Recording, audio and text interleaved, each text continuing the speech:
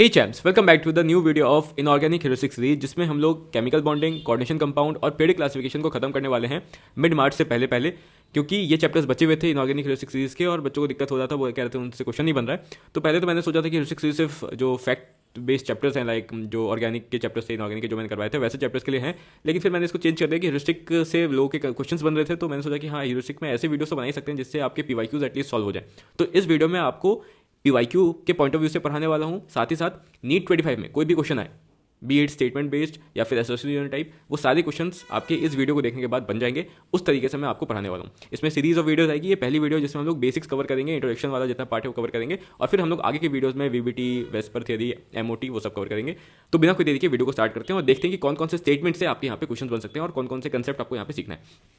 सबसे पहली लाइन जो आपको यहाँ पे दिख रही है वो ये है कि no other elements exist as an independent atom in nature except noble gas. ये बहुत कॉमन स्टेटमेंट है, बहुतों को पता होगा, बहुतों को नहीं पता होगा। एक बार मैं समझाता हूँ इसको कि अगर आप देखोगे मैटर्स आपके एलिमेंट से बने होते हैं, जो मोस्ट ऑफ द एलिमेंट्स हैं नोबल गैस को छोड़ के, उनको मॉलिक्यूल्स के फॉर्म में एग्जिस्ट करना पड़ता है। लाइक जो हाइड्रोजन है, ठीक है, ये नोबल गैस नहीं है, नाइट्रोजन नोबल गैस नहीं है, ऑक्सीजन नोबल गैस नहीं है, ये सारे आपके सिंगल इंडिपेंडेंट एटम्स के फॉर्म में, मतलब हाइड्रोजन जो है वो H के फॉर्म में एग्जिस्ट नहीं कर सकता है, नाइट्रोजन N के फॉर्म में एग्जिस्ट नहीं कर सकता है, O2O के फॉर्म में एग्जिस्ट नहीं कर सकता है। इनफैक्ट Na और Cl को साथ में एग्जिस्ट करना पड़ता है। Na अकेला एग्जिस्ट नहीं कर सकता है, Cl अकेला एग्जिस्ट नहीं करता है, ठीक है। Cl को या तो Cl2 के फॉर्म में रहना होगा या फिर NaCl के फॉर्म में एग्जिस्ट करते हैं वो लोग। तो ये जितने भी एलिमेंट्स हैं नोबल गैस को छोड़ के, वो सिंगल इंडिपेंडेंट एटम के फॉर्म में एग्जिस्ट नहीं करते हैं। वही यहाँ पे लिखा है कि no other elements exist as an independent atom in nature except noble gases, जो कि आपको यहाँ पे दिख रहा है। नोबल गैसेस आपके इंडिपेंडेंट फॉर्म में एग्जिस्ट कर सकते हैं। लाइक हीलियम है, उसको मॉलिक्यूल बनाने की कोई जरूरत नहीं है। नियॉन है, वो इंडिपेंडेंटली एग्जिस्ट कर सकता है। आर्गन भी कर सकता है, ठीक है।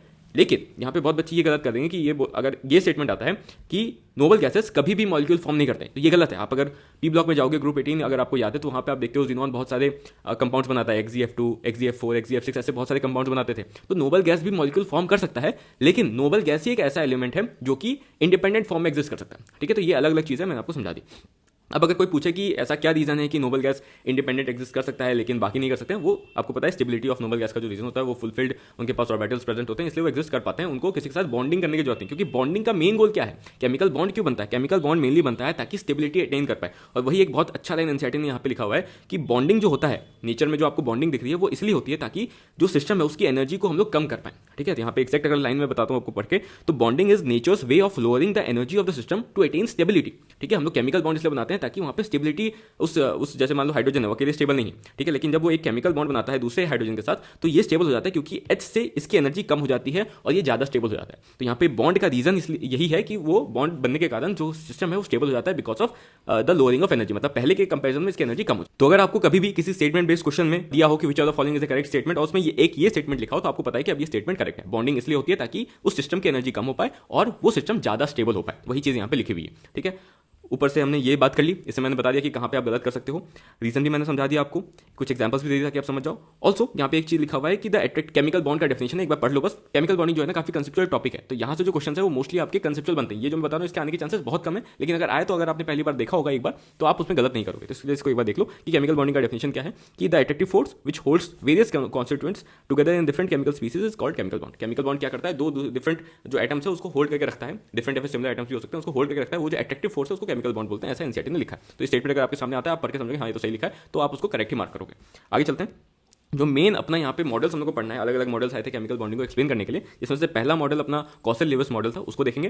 फिर हम लोग आगे के वीडियोस में जो मेन मॉडल्स है जहाँ से आपके कंसेप्चुअल क्वेश्चंस बनते हैं उनको देखेंगे, जिसमें वेस्पर आता है, वीबीटी आता है, एमओटी आता है, ठीक है। आज का जो टॉपिक है इसमें हम लोग कॉसेल लेविस मॉडल को कंप्लीट देखेंगे और साथ ही साथ फॉर्मल चार्ज वाले टॉपिक को भी कंप्लीट करेंगे। अब पहला क्वेश्चन जो आपको यहाँ पे देखने को मिल सकता है वो ये है कि कॉसेल लेविस मॉडल जो था वो किस चीज पे बेस्ड था, किस कंसेप्ट पे वो बेस्ड था। तो इसमें जो इसका बेसिस था इस कॉसेल लेविस मॉडल का, वो ये था कि it was based on the inertness of noble gases, ठीक है। मतलब इसका जो मेन गोल था कि आप अगर देखोगे जब भी हम लोग लेविस मॉडल बना रहे होंगे, वहाँ पे मेन गोल है कि हम लोग को ऑक्टेट पूरा करना है, हम लोग को NH2 जो कन्फ्यूजन होता है नोबल गैस का, उस तक पहुंचना है, ठीक है। और ये चीज कहां से कि नोबल गैस, क्योंकि उन्होंने देखा कि नोबल गैस काफी स्टेबल है, वो इनर्ट है, किसी के साथ रिएक्ट नहीं करना चाहते हैं क्योंकि काफी स्टेबल है, तो इन्होंने उसी को एज ए बेसिस माना और उन्होंने ये कंसेप्ट दिया कि अगर कोई भी आइटम नोबल गैस कन्फ्यूजन को अटेन कर पा रहा है तो स्टेबल हो जाएगा, इसलिए हमको केमिकल बॉन्डिंग ऐसे करवानी है ताकि उसमें ऑक्टेट पूरा हो जाए। तो मेन कॉसेल लेविस मॉडल का जो बेस था वो यही था कि it was based on inertness of noble gas. तो अगर मैं आपसे पूछता हूं कि कॉसेल लेविस मॉडल किस चीज पे बेस्ड था, तो आप बोलोगे जो नोबल गैस की जो इनर्टनेस होती है उसी के ऊपर कॉसेल लेविस मॉडल को बनाया गया था। अब लेविस मॉडल समझाने से पहले, लेविस ने जो अपना मॉडल समझाया था उससे पहले उन्होंने एटम को एक तरीके से इमेजिन किया था। वो कैसे इमेजिन किया था वही यहाँ पे लिखा हुआ है, उतना इंपॉर्टेंट नहीं है, इससे क्वेश्चन आने के चांस बहुत कम है क्योंकि बहुत पुरानी बात है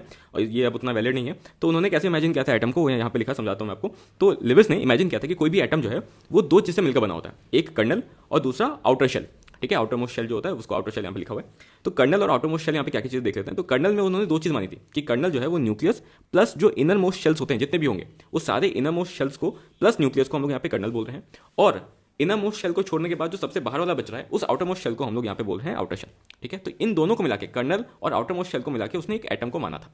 तो अगर मैं आपसे पूछता हूँ कि लिविस के अकॉर्डिंग कर्नल क्या था, कर्नल था nucleus plus inner most shell. ठीक है, और एटम लिविस के अकॉर्डिंग क्या था, kernel plus outer most shell atom था। ठीक है, और लिविस ने यही माना था कि ये जो आउटर मोस्ट शेल मैं बता रहा हूँ इसमें मैक्सिमम 8 इलेक्ट्रॉन हो सकते हैं।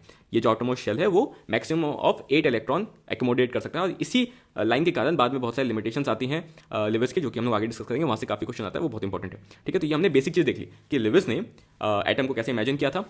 एटम को इमेजिन किया था kernel plus outer most shell के फॉर्म में। कर्नल क्या होता है देख लिया, आउटर मोस्ट शेल में 8 इलेक्ट्रॉन हो सकते हैं अकॉर्डिंग टू लिविस, ये उसने बताया था। तो यहाँ पे जो मैंने बनाया है ये पूरा एटम का डायग्राम लिविस के अकॉर्डिंग बनाया है, जिसमें मैंने नाइट्रोजन का डायग्राम बनाया है। तो नाइट्रोजन में आपको पता है 7 इलेक्ट्रॉन्स होते हैं टोटल, जिसमें से 2 और 5 आपको पता है वैलेंस इलेक्ट्रॉन कैसे लिखते हैं, 2 आपके इनर मोस्ट में हो गया, 5 आपके आउटर मोस्ट में हो गया। तो 5 यहाँ पे वैलेंस शेल इलेक्ट्रॉन्स हैं जो कि आउटर मोस्ट में प्रेजेंट है, इसलिए मैंने आउटर मोस्ट में यहाँ पे 5 इलेक्ट्रॉन्स बनाए हैं, और कर्नल में एक न्यूक्लियस आ गया, और 2 इलेक्ट्रॉन आपके इनर मोस्ट में प्रेजेंट है, इसलिए यहाँ पे 2 इलेक्ट्रॉन बनाए। तो इस तरीके से मैंने लिविस ने जैसे बताया था उस तरीके से यहाँ पे एक डायग्राम बना के आपको दिखा दिया। तो अब आपको थोड़ा लिविस का मॉडल समझ में आ रहा होगा, जिसमें आपको समझ में आ रहा है कि लिविस का जो मेन गोल था वो था कि ऑक्टेट को कैसे पूरा कराएं। ऑक्टेट मतलब आउटर मोस्ट शेल में 8 इलेक्ट्रॉन्स कैसे पूरा करें, और ये चीज़ की कहाँ से आई थी, जैसे कि मैंने स्टार्टिंग में डिस्कस किया था, ये चीज़ आई थी कि उसका जो मॉडल था वो बेस्ड था इनर्टनेस ऑफ नोबल गैस पे। तो उसने देखा था कि नोबल गैस में आउटर मोस्ट शेल में 8 इलेक्ट्रॉन प्रेजेंट है, तो उसने यही निकाला कि अगर मेरे को किसी तरीके से स्टेबिलिटी चाहिए तो मुझे आउटर मोस्ट शेल में 8 इलेक्ट्रॉन पूरे करवाने होंगे, और ये कैसे होगा, ये केमिकल बॉन्ड्स के थ्रू होगा, यही उसने पोस्टुलेट दिया था। तो Lewis postulated that atoms achieve the stable octet when they are linked by chemical bonds. ठीक है, ये उसने पोस्टुलेट किया, और ये केमिकल बॉन्ड कैसे फिर फॉर्म होगा, ये उसके लिए 2 इसमें तरीके हो सकते हैं, एक शेयरिंग ऑफ इलेक्ट्रॉन के थ्रू या फिर ट्रांसफर ऑफ इलेक्ट्रॉन के थ्रू, ये हमने बात करी, जिसमें जो मेनली शेयरिंग ऑफ पेयर वाली बात है वो लिविस ने दिया था, और जो ट्रांसफर ऑफ इलेक्ट्रॉन वाली बात है जिससे आयनिक बॉन्ड बनता है वो कॉसेल ने दिया था। इसको हम लोग आगे डिस्कस करेंगे। तो ये मेन आपका पोस्टुलेट था। कॉसेल लिविस जो मॉडल है वो मेन बताता है कि हम लोग को किसी तरीके से आउटर मोस्ट शेल में 8 इलेक्ट्रॉन पूरे करने हैं। पूरे करने के लिए हम लोग को केमिकल बॉन्ड फॉर्मेशन करवाना होगा। केमिकल बॉन्ड कोवेलेंट बॉन्ड हो सकता है या फिर आयनिक बॉन्ड हो सकता है। कोवेलेंट बॉन्ड कब बनेगा, जब शेयरिंग ऑफ इलेक्ट्रॉन होगा, और आयनिक बॉन्ड बनेगा जब यहाँ पर ट्रांसफर ऑफ इलेक्ट्रॉन होगा। इस ट्रांसफर ऑफ इलेक्ट्रॉन मतलब कि आयनिक बॉन्ड पे मेनली कॉसेल ने काम किया था, और शेयरिंग ऑफ इलेक्ट्रॉन पे मेनली लिविस ने काम किया था। ठीक है, अब हम लोग आगे बात करते हैं लिविस सिंबल के बारे में। और लिविस सिंबल क्या होता है सबसे पहले ये समझो। तो लिविस सिंबल में कुछ नहीं होता है, आप बस एक एलिमेंट लेते हो, उसके आउटर मोस्ट शेल में जितने इलेक्ट्रॉन्स हैं उसको आप यहाँ पर रिप्रेजेंट करते हो। तो ये जो आपको डॉट्स दिख रहे हैं ये टोटल इलेक्ट्रॉन नहीं है उस एटम के, ये उसके बस आउटर मोस्ट शेल में जो इलेक्ट्रॉन है जिसको आप वैलेंस इलेक्ट्रॉन बोलते हैं वो यहाँ पे दिखाया गया है। तो यहाँ पे जो डॉट्स है वो बेसिकली वैलेंस इलेक्ट्रॉन को रिप्रेजेंट कर रहे हैं, और लिविस सिंबल्स में मेनली आप एलिमेंट्स को, सिंगल एटम्स को रिप्रेजेंट करते हो, मॉलिक्यूल्स को रिप्रेजेंट नहीं करते हो, ये आपको देखना है। ठीक है, तो लिथियम में आपको पता है हाइड्रोजन, हीलियम, लिथियम, तो यहाँ पे आपका 3 है इसका एटॉमिक नंबर टोटल। अगर आप वैलेंस इलेक्ट्रॉन निकालोगे तो 2,1 तो 1 आया, तो इसलिए यहाँ पे एक डॉट है। सेम बेरिलियम के लिए निकाल सकते हो। कार्बन के लिए मैं बताता हूँ तो यहाँ पे 6 एटॉमिक नंबर, 2,4 तो 4 आ रहा है वैलेंस इलेक्ट्रॉन, इसलिए यहाँ पे 4 डॉट्स आपको देखने को मिल रहा है। नाइट्रोजन का सेम निकालोगे तो 2,5 तो 5 आ रहा है। तो ये जो यहाँ पे डॉट्स है ये वैलेंस इलेक्ट्रॉन को रिप्रेजेंट करते हैं। और लिविस सिंबल क्या है समझा दिया। लिविस स्ट्रक्चर से ये चीज डिफरेंट है, ये चीज हम लोग आगे देखेंगे। अब यहाँ पे एक इंपॉर्टेंट लाइन है जिससे यार क्वेश्चन बन के आ सकता है। पहला लाइन ये है, in the formation of molecule only the outer most shell electrons take part in chemical combination. सही स्टेटमेंट है, सबको पता है कि सिर्फ जो आउटर मोस्ट शेल इलेक्ट्रॉन्स होते हैं वही केमिकल बॉन्डिंग में पार्ट लेते हैं। ठीक है, क्यों, इसका रीजन क्या हो सकता है। रीजन है क्योंकि जो इनर मोस्ट शेल है उसको अच्छे से न्यूक्लियस हेल्ड करके रखता है, और इसलिए वो उतना ज्यादा फ्री नहीं होता जितना outer most shell electrons free है, इलेक्ट्रॉन चाहे लूज करने के लिए या फिर इलेक्ट्रॉन शेयरिंग के लिए। और इसीलिए सिर्फ आउटर मोस्ट जो शेल के इलेक्ट्रॉन्स होते हैं वही आपके यहाँ पे केमिकल बॉन्ड फॉर्मेशन में यूज होते हैं।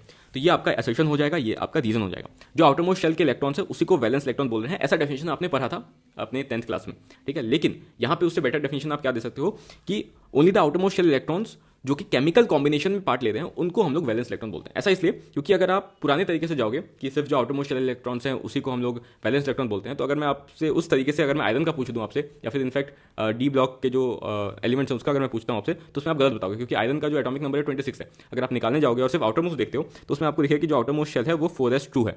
ठीक है, तो आप बताओगे कि 2 है इसका वैलेंस इलेक्ट्रॉन, और इनफैक्ट आप सबका फिर 2 ही बताओगे क्योंकि आउटर मोस्ट शेल यहाँ पे 4 है, और आप फिर बताओगे यहाँ पे जो वैलेंस इलेक्ट्रॉन है 2 है। लेकिन इसका जब निकालने जाते हैं तो आप इसमें 4 का तो देखते ही हो, साथ ही साथ आप 3D का भी देखते हो, क्योंकि इन दोनों की एनर्जी सेम है और दोनों ही केमिकल बॉन्डिंग में पार्ट लेते हैं। तो यहाँ पे टोटल जो इसका वैलेंस इलेक्ट्रॉन हो जाता है वो 8 इलेक्ट्रॉन हो जाता है। इसके आगे का जो कोबाल्ट है उसमें 9 हो जाता है। तो इस तरीके से आपको देखना पड़ता है आउटर मोस्ट शेल के इलेक्ट्रॉन्स जो कि केमिकल बॉन्डिंग में पार्ट लेते हैं उनको हम लोग वैलेंस इलेक्ट्रॉन बोलते हैं। तो ये इसलिए यहाँ पे एक इंपॉर्टेंट चीज ये लिखी है कि outer most shell electrons that take part in chemical bonding are known as valence electrons. ठीक है, फिर हम लोग आगे चलते हैं और देखते हैं वैलेंसी। अब वैलेंसी कैसे निकालते हैं सबको पता है, ऑलमोस्ट सबको पता है, ये सब बहुत बेसिक चीज़ है। वैलेंसी निकालने के लिए देखो, अगर कोई भी एटम है, अगर उसका वैलेंस इलेक्ट्रॉन 4 है या फिर 4 से कम है, अगर वैलेंस इलेक्ट्रॉन 4 है या 4 से कम है तो वैलेंसी उसकी उतनी हो जाती है। ठीक है, मतलब कि कार्बन की अगर बताओगे तो कार्बन का जो वैलेंस इलेक्ट्रॉन 4 है तो इसकी वैलेंसी 4 है। अगर मैं आपसे पूछता हूँ सोडियम, तो सोडियम का वैलेंस इलेक्ट्रॉन 1 है तो इसकी वैलेंसी 1 है। एल्यूमिनियम का अगर मैं पूछता हूँ तो इसमें वैलेंस इलेक्ट्रॉन 3 है, इसकी वैलेंसी भी 3 है। तो 4 है, अगर 4 से कम है तो उसका वैलेंस इलेक्ट्रॉन वैलेंसी की इक्वल हो जाता है। लेकिन अगर 4 से ज़्यादा है, फॉर एग्जाम्पल अगर मैं बात करता हूँ फॉस्फोरस की, ठीक है, तो इसमें आपका वैलेंस इलेक्ट्रॉन 5 है, और अगर मैं आपसे वैलेंसी पूछूंगा तो आपको 8 से माइनस करके बताना होगा, मतलब 8 - 5 3। सिमिलरली अगर मैं सल्फर का पूछता हूँ आपसे, तो सल्फर का जो वैलेंस इलेक्ट्रॉन है वो 6 है, अगर 8 से माइनस करोगे तो आपका आएगा 2, तो 2 इसकी वैलेंसी होगी। तो ऐसे वैलेंसी निकालते हैं। ठीक है, अब जैसा कि मैंने आपको बताया था कि जो लिविस कौशल मॉडल है उसमें दोनों ने अलग अलग काम किया था। कौशल ने मेनली आयनिक बॉन्डिंग के ऊपर काम किया था, क्योंकि दोनों का जो मेन गोल था वो था कि किस तरीके से हम लोग को ऑक्टेट को पूरा करना है। ऑक्टेट को 2 तरीके से पूरा कर सकते थे, या तो शेयरिंग ऑफ इलेक्ट्रॉन के थ्रू, जो कि लिविस ने बताया, जिसमें उसने कोवेलेंट बॉन्डिंग के ऊपर मेनली फोकस किया, और कौशल ने बात करी मेनली ट्रांसफर ऑफ इलेक्ट्रॉन के थ्रू कैसे हम लोग बॉन्डिंग को, केमिकल बॉन्ड बना सकते हैं। दैट इज उसने मोस्टली आयनिक बॉन्डिंग के ऊपर बात की। तो कौशल ने कौन कौन से फैक्टर्स पे बात किया था वही हम लोग यहाँ पे देखने वाले हैं। अब यहाँ पे मैं आपको कुछ स्टेटमेंट बोलूंगा, आपको सोचना है कि आपको क्या लग रहा है, सही है गलत है, और अगर आप उसको सही सोच पा रहे हो तो एग्जाम में भी अगर अपेयर करता है तो उसमें आप सोच लोगे, तो आपको ये सब याद नहीं करना है। ये जितने स्टेटमेंट्स मैंने अभी आपको बताया सारे कंसेप्चुअली आप सोच सकते हो, तो जो चीज़ आप नहीं सोच सकते हो बस आपको वही याद करना है। जैसे कि पहला स्टेटमेंट यहाँ पे लिखा है कि हेलोजेंस को एल्कली मेटल से हम लोग सेपरेट करते हैं by the help of noble gases. तो अगर आपको याद है ग्रुप 17 हेलोजेंस, अगर मैं आपको यहाँ पे डायग्राम दिखाऊं, ये रहा अपना पीरियडिक टेबल है ना, ये पीरियडिक टेबल आपको दिख रहा है यहाँ पे, आपको दिख रहा है यहाँ पे कि ग्रुप 17 ये रहा जो कि हेलोजेंस है, ग्रुप 18 यहाँ पे नोबल गैसेस है, और नोबल गैस बीच में आया हुआ है ग्रुप 17 और ग्रुप 1 के बीच, जो कि अल्कली मेटल्स है। तो इन दोनों को सेपरेट कौन कर रहा है, ये नोबल गैसेस। तो यही लाइन यहाँ पे लिखी हुई है, कोई नया लाइन नहीं है। तो अगर आपके दिमाग वहाँ पे, अगर आपके एग्जाम में ये लाइन आता है तो आपको सोच लेना कि हाँ पीरियडिक टेबल में मुझे दिख रहा है कि नोबल गैस हेलोजेंस और एल्कली मेटल्स के बीच में है, इसलिए उसको सेपरेट कर रहा है। ये लाइन किसने बोला था, कौशल ने बोला। तो ये आ सकता है which of the following is wrong according to Kaushal. तो इसमें 3 स्टेटमेंट यहाँ से उठा के दे देंगे, एक कुछ अलग रैंडम स्टेटमेंट दे देंगे, तो वो आपका गलत हो जाएगा। तो पहला स्टेटमेंट ये कौशल ने दिया था जो कि सही था। दूसरा, कौशल ने मैंने बताया कि मेनली आयनिक बॉन्डिंग, या आपको याद रखना है कि आयनिक बॉन्डिंग, ताकि उसके अकॉर्डिंग आप फिर वहाँ पे स्टेटमेंट्स को डिफरेंशिएट कर पाओगे कि लिविस का या कौशल का। तो कौशल ने मेनली आयनिक बॉन्डिंग की बात की थी, तो यहाँ पे कैटायन और एनायन का फंक्शन का बात हो गई। तो यहाँ पे बोल रहे हैं कि हेलोजन जो है नेगेटिव आयन फॉर्म करते हैं, और जो एल्कली मेटल्स हैं वो पॉजिटिव आयन फॉर्म करते हैं। कैसे फॉर्म करेगा एल्कली मेटल्स पॉजिटिव आयन, कैसे फॉर्म करेगा, इलेक्ट्रॉन को लूज करके, और वो जो इलेक्ट्रॉन लूज हुआ उसको हेलोजन आइटम ले लेगा और क्या फॉर्म कर लेगा, नेगेटिव आयन। आगे हम लोग देखेंगे एग्जांपल। और इस तरीके से, मतलब वही मैंने बोला कि gain and loss of electron के हेल्प से पॉजिटिव आयन और नेगेटिव आयन फॉर्म करता है कौन, एल्कली मेटल्स और हेलोजन रेस्पेक्टिवली। ठीक है, ये दूसरा स्टेटमेंट था कौशल का। तो थर्ड स्टेटमेंट है कि जो नेगेटिव और पॉजिटिव आयंस था वो मेनली क्यों फॉर्म होता था, ताकि नोबल गैस कन्फिगरेशन रिटेन कर पाए। अब noble gas configuration mainly octet होता है, जिसमें NH2 NP6 होता है, लेकिन इसका एक एक्सेप्शन क्या है, सबको पता है, हीलियम है, जिसमें डुप्लेट ही कंप्लीट होता है, उसमें ऑक्टेट पूरा नहीं होता, उसमें सिर्फ 2 इलेक्ट्रॉन पूरे हो गए तो उसको स्टेबिलिटी मिल गई। अब उसके बाद लास्टली क्या है, तो हमने क्या क्या देख लिया कि इसमें हेलोजन क्या होता है, एल्कली मेटल्स क्या होते हैं। ठीक है, हेलोजन आपके यहाँ पे नेगेटिव आयंस फॉर्म करते हैं, और जो एल्कली मेटल्स है वो पॉजिटिव आयन फॉर्म करते हैं। कैसे करते हैं, gain and loss of electron के थ्रू। उसके बाद लास्टली हमने देख लिया कि ये क्यों हो रहा है, gain and loss of electron हो क्यों रहा है, ताकि यहाँ पे स्टेबल ऑक्टेट का जो कन्फिगरेशन, जो नोबल गैस कन्फिगरेशन है वो यहाँ पे पूरा हो पाए। उसके बाद ये जो नेगेटिव और पॉजिटिव आयन फॉर्म होगा वो स्टेबलाइज कैसे होंगे, वो स्टेबलाइज होंगे with the help of electrostatic attraction. मतलब कि अब यहाँ पे पॉजिटिव और नेगेटिव चार्ज आपके पास, आपको पता है अपने 12th के पहले चैप्टर में यही पढ़ा है कि चार्जेस होंगे तो अटैक करेगा, रिपेल करेगा। तो यहाँ पे ऑपोजिट चार्जेस हैं, अट्रैक्शन होगा, कूलम्ब्स फोर्स है ना, अटैक करेगा उसको, तो उसके थ्रू जो अट्रैक्शन होगा उसके कारण यहाँ पे ये दोनों आयंस स्टेबलाइज हो जाएंगे। तो उसी का यहाँ पे एक एग्जांपल दिया है जिसमें सोडियम और क्लोरीन का दिखाया हुआ है। Na एल्कली मेटल है, इलेक्ट्रॉन लूज कर रहा है, क्या बन जा रहा है, इलेक्ट्रॉन लूज करके ये नियॉन के कन्फिगरेशन में आ जाता है। ठीक है, जो कि आपका यहाँ पे NH2 NP6 के कन्फिगरेशन में आ गया। वहीं पे जो इलेक्ट्रॉन यहाँ पे सोडियम ने लूज किया उसको क्लोरीन ने ले लिया, Cl नेगेटिव बन गया, इसका भी जो कन्फिगरेशन है वो NH2 NP6 के फॉर्म में आ गया, जो कि आपको यहाँ पे दिख रहा है। ठीक है, अब जो ये आपका Na+ और Cl नेगेटिव बना है, ये दोनों चार्ज आयंस है, तो इनके बीच में इलेक्ट्रोस्टैटिक अट्रैक्शन होगा और ये दोनों स्टेबलाइज हो जाएंगे। ठीक है, इस तरीके से आपका आयनिक बॉन्ड फॉर्म होता था, ये कौशल ने बताया था हम लोग को। और इसको उस समय उसने आयनिक बॉन्ड नहीं बोला था, उन्होंने बताया था कि इसको हम लोग इलेक्ट्रोवैलेंट बॉन्ड बोलते हैं। तो ये यहाँ पे दिया हुआ है, इसको देख लेना, आने के चांसेस बहुत कम है। मेनली आपको पोस्टुलेट्स पता होने चाहिए जो कि कौशल ने दिया था। तो यही यहाँ पे लिखा है, the bond formed as result of the electrostatic attraction between the positive and negative ion was termed as electrovalent bond. अगर कभी देखने को मिलता है तो सही है, इलेक्ट्रोस्टैटिक फोर्स के कारण जो बॉन्ड बन रहा है इलेक्ट्रोवैलेंट बॉन्ड, उसको बोल रहे हैं हम लोग। अब जो मैं उस समय से बता रहा था आपको कि जो कौशल का पोस्टुलेट था वो मेनली इलेक्ट्रॉन ट्रांसफर के ऊपर बेस था। ठीक है, इलेक्ट्रॉन शेयरिंग के ऊपर बेस नहीं था, मेनली इलेक्ट्रॉन ट्रांसफर के ऊपर बेस था, और आयन कैसे फॉर्म हो रहा है, आयनिक बॉन्ड कैसे फॉर्म हो रहा है उसके ऊपर बेस था। तो ये आपको याद रखना है, ये बहुत कम लोग आपको बताएंगे, आपको पता भी नहीं होगा शायद। तो कौशल, इसको याद रखने का ट्रिक कैसे याद रख सकते हो कि को सेल, गो एंड सेल करते हो तो चीज़ आप किसी को दे देते हो। तो यहाँ पे क्या होता है कि आप इलेक्ट्रॉन लेके किसी को दे रहे हो, कैटायन जो है इलेक्ट्रॉन जो एल्कली मेटल है उससे इलेक्ट्रॉन निकल रहा है, किसी को दे रहे हो, तो यहाँ पे सेलिंग हो रही है, ऐसा इलेक्ट्रॉन का सेलिंग आप इसको समझ सकते हो, एक से दूसरी तरफ जा रहा है। ठीक है, तो ऐसे मैंने इसको याद रखा था कॉसेल, क्योंकि अगर आप कॉस से कोवेलेंट याद कर जाओगे तो फिर कंफ्यूज हो जाएगी, गलत कर दोगे अगर कभी स्टेटमेंट देखने को मिलता है। तो अब मैंने आपको कॉसेल एंड लेविस मॉडल समझा दिया। अब मैं आपसे कुछ क्वेश्चन पूछूंगा, आपको बताते जाना है, ठीक है, ताकि मैं समझ पाऊं कि आपको आता है नहीं आता है। सबसे पहले कॉसेल एंड लेविस मॉडल किसके ऊपर बेस्ड था, क्या प्रिंसिपल के ऊपर बेस्ड था? तो आप बोलोगे कि वो बेस्ड था on the principle of inertness of noble gases. जो नोबल गैस इतना इनर्ट है उसके प्रिंसिपल बेस्ड था कि वो नोबल गैस इतना इनर्ट कैसे, क्योंकि उसके पास ऑक्टेट कंप्लीट है। तो इसी के ऊपर बेस्ड था आपका कॉसेल एंड लेविस मॉडल, पहला चीज। दूसरा कि वो ऑक्टेट पूरा कैसे करेगा, केमिकल बॉन्ड के फॉर्मेशन से। ठीक है, ये आपका दूसरा रूल था। अब केमिकल बॉन्ड फॉर्मेशन करने के दो तरीके थे, लिविस ने, कॉसेल एंड लिविस ने अलग अलग बताया था कि केमिकल बॉन्ड दो तरीके से फॉर्म हो सकते थे। तो क्या क्या थे? एक था आपका आयनिक बॉन्ड फॉर्मेशन, दूसरा था आपका covalent bond formation. Ionic bond कैसे फॉर्म हो सकता था? ट्रांसफर ऑफ इलेक्ट्रॉन के थ्रू, और कोवेलेंट बॉन्ड फॉर्मेशन हो सकता था बाय शेयरिंग ऑफ इलेक्ट्रॉन के थ्रू।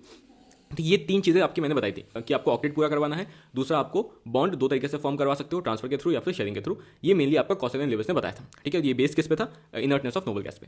अब इस मॉडल को बोलते क्या थे? तो कॉसेल, अगर कभी आता है कि ये जो electronic theory of chemical bonding किसने दिया था, तो ये कॉसेल एंड लिविस ने नहीं दिया। ये जो आपने अभी मॉडल पढ़ा उसका नाम जो है वो यही है, electronic theory of chemical bonding. तो अगर कभी आता है कि electronic theory of chemical bonding किसने दिया है, तो कॉसेल एंड लिविस ने दिया। और ये मॉडल वही है जो अभी आपने बताया, ट्रांसफर ऑफ इलेक्ट्रॉन या फिर शेयरिंग ऑफ इलेक्ट्रॉन के थ्रू ऑक्टेट को पूरा करना। आगे चलते हैं हम लोग कोवेलेंट बॉन्ड की बात करते हैं। अब अगर आपको याद है, मैंने स्टार्टिंग में आपको जब मैं लिविस मॉडल समझा रहा था तब मैंने आपको एक स्टेटमेंट बताया था कि लिविस ने बोला था कि एटम कुछ इस तरीके से होता है, कर्नल और आउटरमोस्ट शेल के फॉर्म में, और उसमें जो इलेक्ट्रॉन्स होते हैं, जो हमने बताया कि ऑक्टेट पूरा होना चाहिए, वो जो 8 इलेक्ट्रॉन्स प्रेजेंट होंगे वो कॉर्नर्स ऑफ क्यूब के फॉर्म में प्रेजेंट होंगे। तो इस थ्योरी को गलत प्रूव किया लैगमुइर ने, और लैगमुइर ने बोला कि नहीं, ये नहीं होता है, ये स्टेशनरी क्यूबिकल अरेंजमेंट जो है एग्जिस्ट नहीं करता है। ठीक है, एक्चुअली में कोवेलेंट बॉन्ड एग्जिस्ट करता है। तो मैं अभी ऊपर आपको कोवेलेंट बॉन्ड बोल रहा था, लेकिन वहाँ पे उन्होंने बस बोला था कि शेयरिंग ऑफ इलेक्ट्रॉन होगा या फिर ट्रांसफर ऑफ इलेक्ट्रॉन होगा। और कॉसेल ने बोल दिया था कि जो ट्रांसफर ऑफ इलेक्ट्रॉन है उसको हम लोग इलेक्ट्रोवेलेंट बॉन्ड बोलते हैं। तो ना ही कोवेलेंट बॉन्ड वाला टर्म आया था, ना ही आयनिक बॉन्डिंग वाला टर्म आया था। कोवेलेंट बॉन्ड का टर्म जो है दिया किसने? लैगमुइर ने दिया। और वो जो पोस्टुलेट दिया था, वो जो एजम्पशन था लिविस का कि जो कॉर्नर एटम्स, जो कॉर्नर्स होंगे क्यूब के, उसमें ऑक्टेट ऑफ के इलेक्ट्रॉन्स प्रेजेंट होते हैं, वो गलत प्रूफ किया इसने। उन्होंने बताया कि बेसिकली वो जो क्यूबिकल अरेंजमेंट है वो पॉसिबल नहीं है। और दूसरा चीज जो इन्होंने दिया वो कोवेलेंट बॉन्ड का जो टर्म है वो इन्होंने दिया। तो लैगमुइर का दो काम मैंने आपको बता दिया, अगर कभी आता है तो आप उसको टिक कर सकते हो। तो जब लैगमुइर ने इसको करेक्ट किया तो अब इस थ्योरी को हम लोग क्या बोलेंगे? लिविस लैगमुइर थ्योरी बोलेंगे, और उसमें क्या क्या पॉइंट्स है उसको हम लोग आगे डिस्कस करने वाले हैं। तो कोवेलेंट बॉन्ड का थ्योरी जो है लैगमुइर ने दिया था, और जब उसने करेक्ट किया लिविस के थ्योरी को, तो अब इसको हम लोग क्या बोल रहे हैं? लिविस लैगमुइर थ्योरी बोल रहे हैं। और इसमें क्या क्या पॉइंट्स हम लोग यहाँ देख लेते हैं। बहुत ईजी पॉइंट्स आपको ऑलरेडी पता भी होंगे। कि सबसे पहला पॉइंट आपको पता है कि अगर एक बॉन्ड है तो इसमें कितने इलेक्ट्रॉन्स होते हैं? सबको पता है इसमें 2 इलेक्ट्रॉन्स होते हैं, मतलब कि एक पेयर ऑफ इलेक्ट्रॉन एक बॉन्ड बनाता है। वही यहाँ चीज लिखिए, पहला पॉइंट जो इन्होंने बताया था वो ये था कि each bond is formed as a result of sharing of electron pair, ठीक है, बिटवीन द एटम्स। अच्छा, अब जो इलेक्ट्रॉन पेयर था, 2 इलेक्ट्रॉन प्रेजेंट था एक बॉन्ड में, तो ये दोनों इलेक्ट्रॉन्स कहाँ से आ रहे हैं? तो जो 2 एटम्स यहाँ पे यूज हुए होंगे, उन दोनों एटम्स ने एक एक इलेक्ट्रॉन यहाँ पे कंट्रीब्यूट किया होगा, है ना। तो बेसिक जो कोवेलेंट बॉन्ड होता है वो ऐसे ही फॉर्म होता है। कोऑर्डिनेट बॉन्ड अलग होता है, उसमें एक ही जो एटम है वो दोनों इलेक्ट्रॉन देता है, लेकिन कोवेलेंट बॉन्ड जो होता है उसमें आपको जो दोनों एटम्स होते हैं वो इक्वली एक एक इलेक्ट्रॉन देते हैं। तो चीज़ यहाँ पे लिखिए कि जो ईच एटम है वो कंट्रीब्यूट करता है at least 1 electron to the shared pair. जो शेयर्ड पेयर है उसमें दोनों जो इलेक्ट्रॉन्स आए हैं वो एक एक एटम ने दिया हुआ है। अच्छा, थर्ड चीज़, ये चीज़ हुई क्यों है? ये होने के बाद बेसिकली जो अपना मेन गोल था ऑक्टेट पूरा करना वो हुआ है, मतलब कि नोबल गैस कन्फिगरेशन यहाँ पे पूरा हो पाया है दोनों ही एटम का। ये अपना मेन गोल है यहाँ पे। तो ये 3 चीज़ आपने देख ली कि हर एक बॉन्ड 2 इलेक्ट्रॉन का बना होता है। जो इलेक्ट्रॉन्स है वो हर एक दोनों जो जितने भी एटम्स होंगे सारे एटम्स एक एक इलेक्ट्रॉन कंट्रीब्यूट करेंगे। अगर एक बॉन्ड बना है तो 2 इलेक्ट्रॉन है, दोनों अलग अलग एटम से आया हुआ है। ठीक है, और ये चीज़ हुआ क्यों? ताकि नोबल गैस कन्फिगरेशन मेंटेन हो पाए। तो ये चीज़ देख ली। उसके बाद यहाँ पे एग्जांपल अगर मैं समझाता हूँ आपको, देखो H2 का अगर आप स्ट्रक्चर बनाते हो तो ऐसे बनाते हो OH, एक बॉन्ड मतलब 2 इलेक्ट्रॉन, ये 2 इलेक्ट्रॉन जो है उसमें से एक इलेक्ट्रॉन H दिया होगा और ये वाला इलेक्ट्रॉन O ने दिया होगा। सिमिलरली यहाँ पे भी अगर देखोगे तो 2 इलेक्ट्रॉन होगा, ये इलेक्ट्रॉन H ने दिया होगा और ये इलेक्ट्रॉन फिर से इस O ने दिया होगा। तो इस तरीके से यहाँ पे दिखाया हुआ देखो, 2 इलेक्ट्रॉन है, एक H का होगा एक O का होगा, ये 2 इलेक्ट्रॉन है, एक H का होगा एक O का होगा। तो ये जो 2 इलेक्ट्रॉन दिख रहा है वही बेसिकली बॉन्ड है जो आप यहाँ पे दिखाते हो ऐसे। ठीक है, और ये जो बाकी आपको बचे हुए इलेक्ट्रॉन दिख रहे हैं ये आपके वैलेंस इलेक्ट्रॉन्स हैं। ठीक है, तो सेम वैसे यहाँ पे बनाया हो सके तो कोई दिक्कत की बात नहीं है। एक AR बन सकता है जो कि काफ़ी इजीली आप भी सही कर लोगे कि पहला AR जो एसर्शन है वो ये हो सकता है कि if 2 atoms share 2 pair of electrons the covalent bond between them is called A double bond. अगर एक पेयर ऑफ इलेक्ट्रॉन है तो आप बोलोगे एक बॉन्ड बना है, 2 पेयर ऑफ इलेक्ट्रॉन है मतलब 4 इलेक्ट्रॉन शेयर हुआ है तो मतलब कि 2 बॉन्ड प्रेजेंट। ऑब्वियसली बात है, सबको बताएगा 3 पेयर होगा तो मतलब कि ट्रिपल बॉन्ड है। इसका जो रीजन होगा यही होगा कि each bond is formed as result of sharing of an electron pair between the atoms. ठीक है, तो ये AR क्वेश्चन ऐसे बन सकता है, बहुत बेसिक क्वेश्चन है। ठीक है, सेम वही चीज़ को आगे आगे यहाँ पे एग्जांपल देकर समझाया हुआ है कि 3 बॉन्ड होगा तो उसमें आपके 6 इलेक्ट्रॉन्स होंगे, मतलब कि 3 पेयर ऑफ इलेक्ट्रॉन शेयर हुए होंगे। तो ये सब चीज़ यहाँ पे बताई हुई है। अब मेन चीज़ पे आते हैं जो कि है लिविस डॉट स्ट्रक्चर कैसे बनाते हैं। इसमें काफ़ी बच्चों को दिक्कत होती है, वो समझेंगे और फिर फॉर्मल चार्ट देखेंगे। तो पहले हम लोग लिविस डॉट स्ट्रक्चर समझने से पहले फॉर्मल चार्ट देख लेते हैं क्योंकि हम लोग उसको यूज़ करने वाले हैं लिविस डॉट स्ट्रक्चर में। फॉर्मल चार्ट में बहुत अच्छे अच्छे क्वेश्चन बन सकते हैं, इसको अच्छे देख लो क्योंकि अच्छे अच्छे स्टेटमेंट्स प्रेजेंट है यहाँ पे। पहला पॉइंट जो आपको दिख रहा है वो ये है कि लिविस डॉट स्ट्रक्चर अगर मान लो ये एग्जाम में आता है तो ये स्टेटमेंट सही है गलत आपको सबसे पहले यहाँ सोचना है। मैं बोलता हूँ आपको कि Lewis dot structure do not represent the actual shapes. बताओ सही है गलत है? सही है, हमने वहाँ पे देखा कि बहुत सारी बात की हमने। मेनली क्या बात की, लिविस का जो थ्योरी था मेनली किसके ऊपर बेस्ड था, इनर्टनेस ऑफ नोबल गैस। उसका मेन गोल यही था कि ऑक्टेट पूरा करना है, कैसे केमिकल बॉन्ड फॉर्म हो रहा है, क्या शेप होगा, क्या एक्चुअल स्ट्रक्चर होगा, उससे उसका कोई रिलेशन नहीं था। ठीक है, तो यही एकदम सही स्टेटमेंट है कि जो लिविस डॉट स्ट्रक्चर बनाते हो based on the Lewis model, उसमें कोई भी एक्चुअल शेप की बात नहीं हुई है। ठीक है, तो एकदम करेक्ट स्टेटमेंट है। अगर कभी आता है तो ये सही है, अगर इसको घुमाते हैं लिविस डॉट स्ट्रक्चर्स में आप एक्चुअल शेप पता कर सकते हो तो गलत स्टेटमेंट हो गया। ठीक है, पहला पॉइंट। ठीक है, ये फॉर्मल चार्ज से रिलेटेड नहीं था, ये बेसिक जनरल स्टेटमेंट था। अब हम लोग देखने वाले हैं फॉर्मल चार्ज। अगर मैं आपको बोलता हूँ मान लो ये NO2 नेगेटिव, ठीक है ना, NO2 नेगेटिव अगर मैं आपको बोलता हूँ NO2 नेगेटिव, मैं आपसे पूछता हूँ ये जो नेगेटिव चार्ज है बताओ किस पे प्रेजेंट है। तो आप ये नहीं बोलोगे कि जो नेगेटिव चार्ज है वो ऑक्सीजन पे प्रेजेंट है या नाइट्रोजन प्रेजेंट है, कोई एक पर्टिकुलर आइटम नहीं बताओगे। ये जो नेगेटिव चार्ज यहाँ लिखते हैं किसी भी पॉली एटॉमिक आयन के ऊपर, ये नेट चार्ज होता है उस पूरे आयन के ऊपर, जो नेट चार्ज प्रेजेंट है वो होता है। ये कोई पर्टिकुलर एटम पे प्रेजेंट है ऐसा आप नहीं बोल सकते। तो वही चीज़ यहाँ पे लिखी हुई है, in case of poly atomic ions net charge is possessed by the ion as a whole. ठीक है, जो चार्ज आपको दिख रहा होता है वो उस आयन के ऊपर पूरा चार्ज क्या है वो दिख रहा होता है, ना कि किसी एक पर्टिकुलर एटम पे क्या चार्ज है वो दिख रहा होता है। तो अगर आपको किसी एक पर्टिकुलर एटम पे चार्ज दिखाना है उसके लिए आप फॉर्मल चार्ज यूज करते हो, वो यहाँ पे लिखा है कि। लेकिन अगर आपको किसी एक पर्टिकुलर एटम को चार्ज असाइन करना है तो उसके लिए आप फॉर्मल चार्ज यहाँ पे यूज करते हो। ठीक है, अब फॉर्मल चार्ज होता क्या है ये समझना सबसे इंपॉर्टेंट, क्योंकि इसका जो डेफिनेशन है उसी से आप फॉर्मल चार्ज निकाल भी लोगे। ठीक है, बाकी मैंने यहाँ पे फॉर्मुला भी लिख दिया, उसको भी मैं समझाऊंगा आपको, जिसको समझ नहीं आया वो फॉर्मुला भी यूज कर सकते हैं। तो फॉर्मल चार्ज बेसिकली क्या होता है, कोई भी एटम है जब वो आइसोलेटेड स्टेट में प्रेजेंट है उसमें बैलेंस इलेक्ट्रॉन होता है। ठीक है, ये पता कर लिया आपने कि कोई भी एटम है उसके आइसोलेटेड स्टेट में उस पर बैलेंस इलेक्ट्रॉन कितना है। ठीक है, उसके बाद जब वो कंबाइंड स्टेट में आया, आपने लिविस डॉट स्ट्रक्चर बना दिया। लिविस डॉट स्ट्रक्चर बनाने के बाद आप देखो कि उसके पास अब कितने इलेक्ट्रॉन्स प्रेजेंट है। ठीक है, अब बैलेंस इलेक्ट्रॉन जो उसके पास था आइसोलेटेड स्टेट में, उससे जब आप इसको माइनस करोगे, जब वो लिविस डॉट स्ट्रक्चर में जो जितने उसके पास इलेक्ट्रॉन है उसको माइनस करोगे, तो जो डिफरेंस आएगा वही उसका फॉर्मल चार्ज होता है। तो अगर मैं आपको समझाता हूँ जो मैंने अभी डेफिनेशन बताया उसको कैसे अप्लाई करना होता है फॉर्मल चार्ज निकालने के लिए। मान लो ये एक लिविस स्ट्रक्चर दिया हुआ है आपको, और आपको मैं बोल रहा हूँ कि फॉर्मल चार्ज निकाल के बताओ इस ऑक्सीजन एटम पे। ठीक है, जो कि यहाँ पे है। अच्छा, मैंने क्या बोला था कि आपको कुछ नहीं करना है, डिफरेंस निकालना है दो चीज़ों के बीच में। पहला, जो भी एटम का मैं बोल रहा हूँ उसका वैलेंस इलेक्ट्रॉन आपको पता है आइसोलेटेड स्टेट में कितना होता है। जैसे अगर मैं ऑक्सीजन बोल रहा हूँ तो ऑक्सीजन का वैलेंस इलेक्ट्रॉन क्या होता है, जब भी मैं आपसे पूछता हूँ कि ऑक्सीजन का वैलेंस इलेक्ट्रॉन क्या है आइसोलेटेड स्टेट में, जब वो अकेला है, तो उसमें बोलोगे ऑक्सीजन का होता है 8 है एटॉमिक नंबर, तो 2,6 मतलब कि 6 है इसका वैलेंस इलेक्ट्रॉन आइसोलेटेड स्टेट। ठीक है, उसको किससे माइनस करना था हम लोग को, इससे हम लोग को माइनस करना था जो लिविस स्ट्रक्चर है उसमें कितने इलेक्ट्रॉन्स उस एटम को असाइन किया गया है। मतलब कि अगर आप इस ऑक्सीजन को देखते हो तो यहाँ पे इसके पास एक तो लोन पेयर है, मतलब कि इसमें 2 इलेक्ट्रॉन यहाँ पे प्रेजेंट है। उसके बाद आपको यहाँ दिख रहा है 3 बॉन्ड इसने बनाए हुए हैं, 1 2 3। आपको पता है हर एक बॉन्ड में 2 इलेक्ट्रॉन्स होते हैं, जिसमें से एक इलेक्ट्रॉन दूसरे एटम का होता है, एक इलेक्ट्रॉन दूसरे एटम का होता है। तो यहाँ पे जो एक इलेक्ट्रॉन होगा वो इसका होगा और एक इलेक्ट्रॉन इसका होगा। सिमिलरली इस बॉन्ड का भी एक इलेक्ट्रॉन इसके पास होगा, एक इसके पास होगा। इस बॉन्ड का भी एक इलेक्ट्रॉन इसके पास होगा, एक इसके पास होगा। तो अगर मैं देखता हूँ इस सर्कल के अंदर, इस वाले ऑक्सीजन के अंदर कितने इलेक्ट्रॉन्स प्रेजेंट हैं जब मैंने लिविस डॉट बनाया है, तो 1 2 3 4 5। ठीक है, 5 इलेक्ट्रॉन्स प्रेजेंट है, तो इसको मुझे माइनस कर देना है 6 से। तो 6 - 5 जब मैं करूँगा तो मेरा आ जाएगा 1, तो मतलब कि +1। तो इस ऑक्सीजन का जो फॉर्मल चार्ज हो गया वो है +1। ठीक है, मैं यहाँ लिख देता हूँ +1। दूसरे आइटम का देख लेता हूँ। अब मैं देख लेता हूँ, मान लो इस ऑक्सीजन का मुझे निकालना है। ठीक है, तो इसमें अब बोलोगे भैया तो सेम आएगा, दोनों में सेम बॉन्ड्स बने। नहीं, ध्यान से देखो, इस ऑक्सीजन में 3 बॉन्ड बने थे, 1 2 3। यहाँ पे 2 ही बॉन्ड बने, तो यहाँ पे डिफरेंस आ जाएगा। कैसे देखते हैं, क्या करना है, वैलेंस इलेक्ट्रॉन से माइनस करना है हम लोग को लिविस डॉट में कितने इलेक्ट्रॉन्स प्रेजेंट है उससे। तो इसके बाद देखो कितने इलेक्ट्रॉन्स प्रेजेंट है, 1 2 3 4, ये तो लोन पेयर हो गए। उसके बाद इसके पास क्या है, यहाँ पे बॉन्ड में भी इलेक्ट्रॉन्स प्रेजेंट है 2, तो यहाँ पे 6 इलेक्ट्रॉन्स प्रेजेंट हो गए इसके पास जब ये लिविस डॉट बना रहा है। तो इसके पास जब ये आइसोलेटेड स्टेट में था तो वैलेंस इलेक्ट्रॉन था 6, माइनस लिविस डॉट में कितने इलेक्ट्रॉन्स है 6, तो 0। तो इसका हो गया 0। इसका भी देख लो, 1 2 3 4 5 6 और एक इलेक्ट्रॉन इस बॉन्ड का होगा 7, तो 7 इलेक्ट्रॉन इसके पास है। तो जब आइसोलेटेड स्टेट में था तो वैलेंस इलेक्ट्रॉन था 6, लेकिन जब ये बना रहा है लिविस डॉट स्ट्रक्चर तो इसमें कितने इलेक्ट्रॉन्स इसके पास है 7, तो 6 - 7 = -1। तो इसलिए यहाँ पे ऑक्सीजन के पास फॉर्मल चार्ज अलग अलग प्रेजेंट है, यहाँ पे +1 है, यहाँ पे 0 है, यहाँ पे -1 है। ठीक है, तो अगर मैं नेट निकालूँ कि मुझे बताओ नेट कितना आया, तो आपको दिख रहा है नेट जो है वो +1 -1 और +0, +1 -1 +0 कितना आया, सॉल्व करोगे तो आएगा आपका 0। इसलिए O3 मॉलिक्यूल में आपको कोई भी चार्ज नहीं दिख रहा है। तो पॉली एटॉमिक आयन में जो हम लोग चार्ज रिप्रेजेंट करते हैं वो नेट चार्ज रिप्रेजेंट करते हैं, किसी एक पर्टिकुलर एटम पे कितना चार्ज है वो रिप्रेजेंट नहीं करते हैं, वो रिप्रेजेंट करते हैं हम लोग फॉर्मल चार्ज से, जो कि हमने यहाँ पे दिखाया।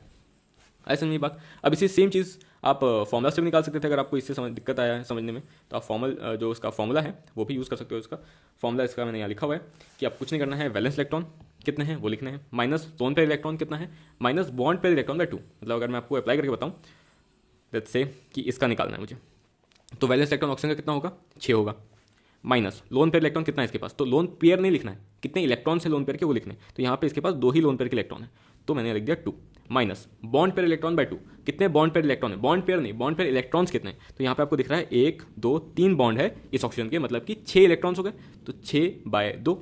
ठीक है, सॉल्व करोगे तो 6 - 2 - 3, ये 6 - 5 6 - 5 + 1, तो यही आया था हम लोग का उसमें भी।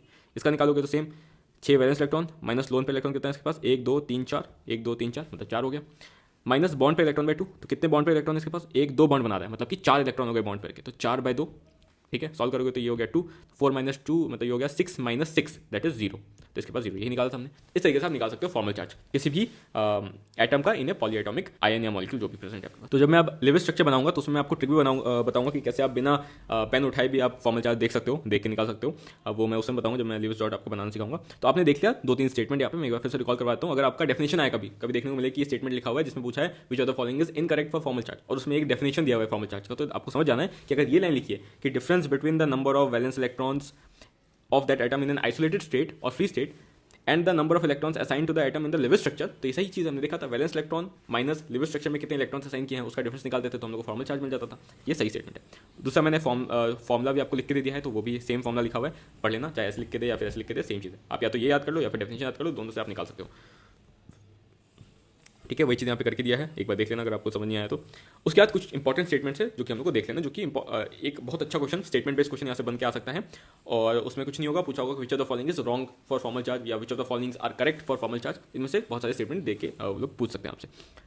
पहला चीज जो आपको देखना है कि formal charge do not indicate the real charge separation. ठीक है, रियल चार्ज सेपरेशन नहीं बताता ये। अच्छा चलो, इसको समझने पहले इस लाइन को समझने से पहले हम लोग बाकी के स्टेटमेंट्स देख लेते हैं। ठीक है, पहला पॉइंट क्या है, वो ये है कि फॉर्मल चार्ज को हम लोग यूज क्यों करते हैं। ठीक है, लिविस डॉट से पहले मैंने आपको फॉर्मल चार्ज क्यों पढ़ाया, इसलिए पढ़ाया क्योंकि जब हम लोग लिविस डॉट बनाएंगे तो उसमें हम लोग को 2-3 स्ट्रक्चर ऐसे हो सकते हैं कि हाँ चलो 4 बॉन्ड हम लोग को मेन बनाना है, तो 4 बॉन्ड ऐसे ही बना सकते हैं, ऐसे ही बना सकते हैं, 2 टाइप के स्ट्रक्चर हम लोग बना सकते हैं। बेस्ट कौन सा स्ट्रक्चर होगा वो चूज करने के लिए हम लोग फॉर्मल चार्ज यूज करते हैं, क्योंकि हम लोग का मेन गोल ये है कि जितना कम फॉर्मल चार्ज होगा उस स्ट्रक्चर की एनर्जी उतनी कम होगी, और जितना एनर्जी कम होगा उतना ही स्टेबल वो स्ट्रक्चर होगा। तो फॉर्मल चार्ज का मेन गोल यही है कि formal charge helps in the selection of lowest energy structure. तो कभी ये स्टेटमेंट देखिए आपको, विच of the following is correct for formal charge, उसमें अगर एक स्टेटमेंट ये है तो एकदम सही स्टेटमेंट है कि फॉर्मल चार्ज को हम लोग यूज करते हैं लोएस्ट एनर्जी स्ट्रक्चर को चूज करने के लिए। ठीक है, among the number of possible structure, जो कि मैंने बताया।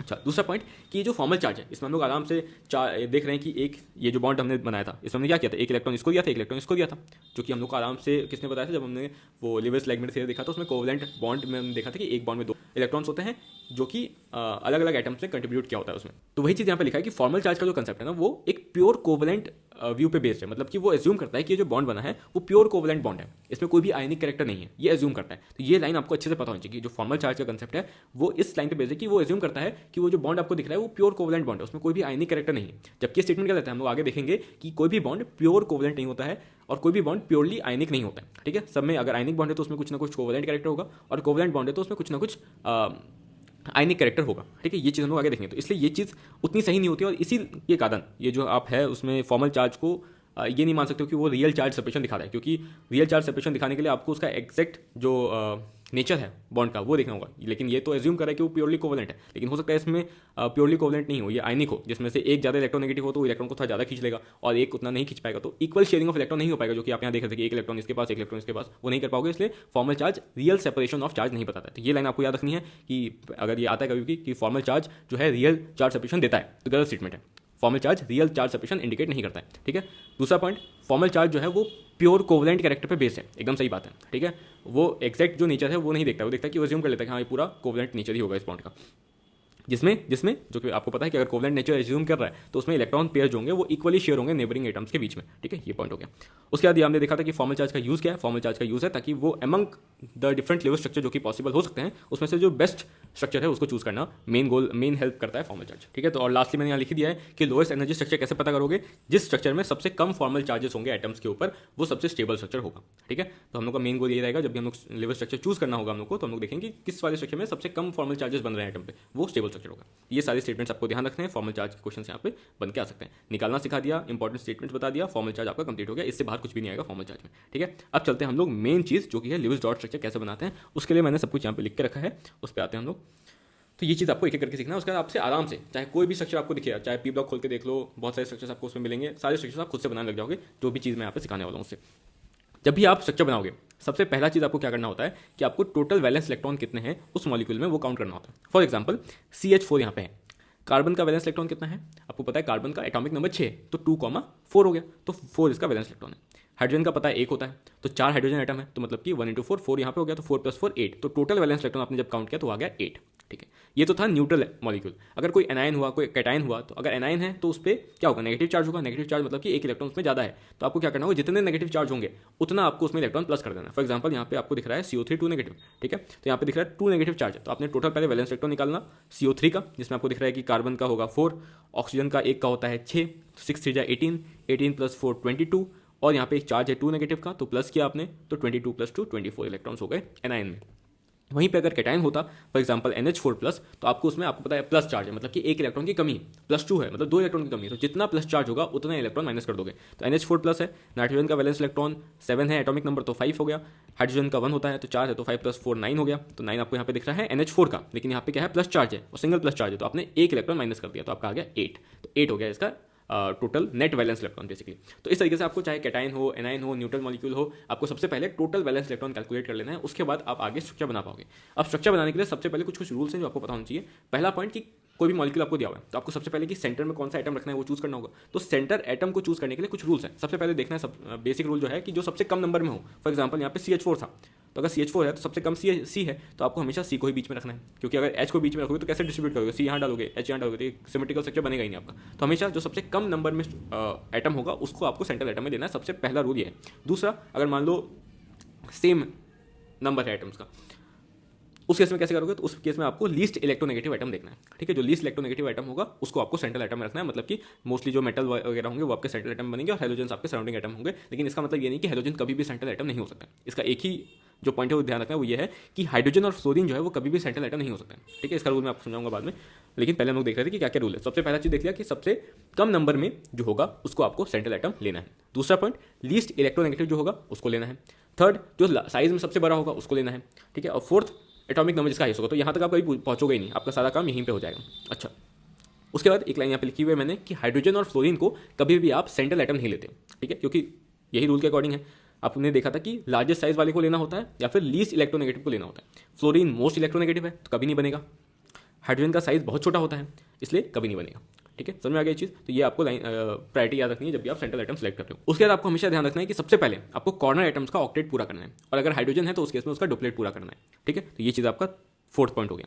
पांचवा पॉइंट, जो भी आपने सेंट्रल एटम लिया है उसमें एटलीस्ट 8 इलेक्ट्रॉन तो होने ही होने चाहिए, लेकिन वो ऑक्टेट को एक्सपेंड भी कर सकता है, मतलब कि 8 इलेक्ट्रॉन से ज़्यादा भी उसमें प्रेजेंट हो सकते हैं। ठीक है, अगर वो थर्ड पेड वगैरह का एलिमेंट है जिसमें एक्सपेंशन पॉसिबल है। ठीक है, तो आगे हम लोग देखेंगे उस चीज़ को, लेकिन मेन आप याद रखो कि सेंट्रल एटम जो है वो 8 से ज़्यादा इलेक्ट्रॉन रख सकता है। 8 से कम नहीं रखना चाहेगा, लेकिन 8 से ज़्यादा रख सकता है। लास्ट जो आपकी लाइन है जो कि काफ़ी इंपॉर्टेंट है वो ये है कि central atom tries to be in maximum covalency. अभी कोवेलेंसी क्या है उसको समझेंगे, लेकिन ये याद रखो कि सेंट्रल एटम को आपको हमेशा ट्राई करना है कि मैक्सिमम कोवेलेंसी पर रखें, क्योंकि होता क्या है कि जब आप मैक्सिमम कोवेलेंसी पर रखते हो तो उस पर जो चार्जेस है, जो फॉर्मल चार्जेस है, वो सबसे कम बनते हैं। तो हमने देखा था कि सबसे कम फॉर्मल चार्ज वाला स्ट्रक्चर सबसे ज़्यादा स्टेबल होता है, तो उससे सब कुछ लिंक्ड है।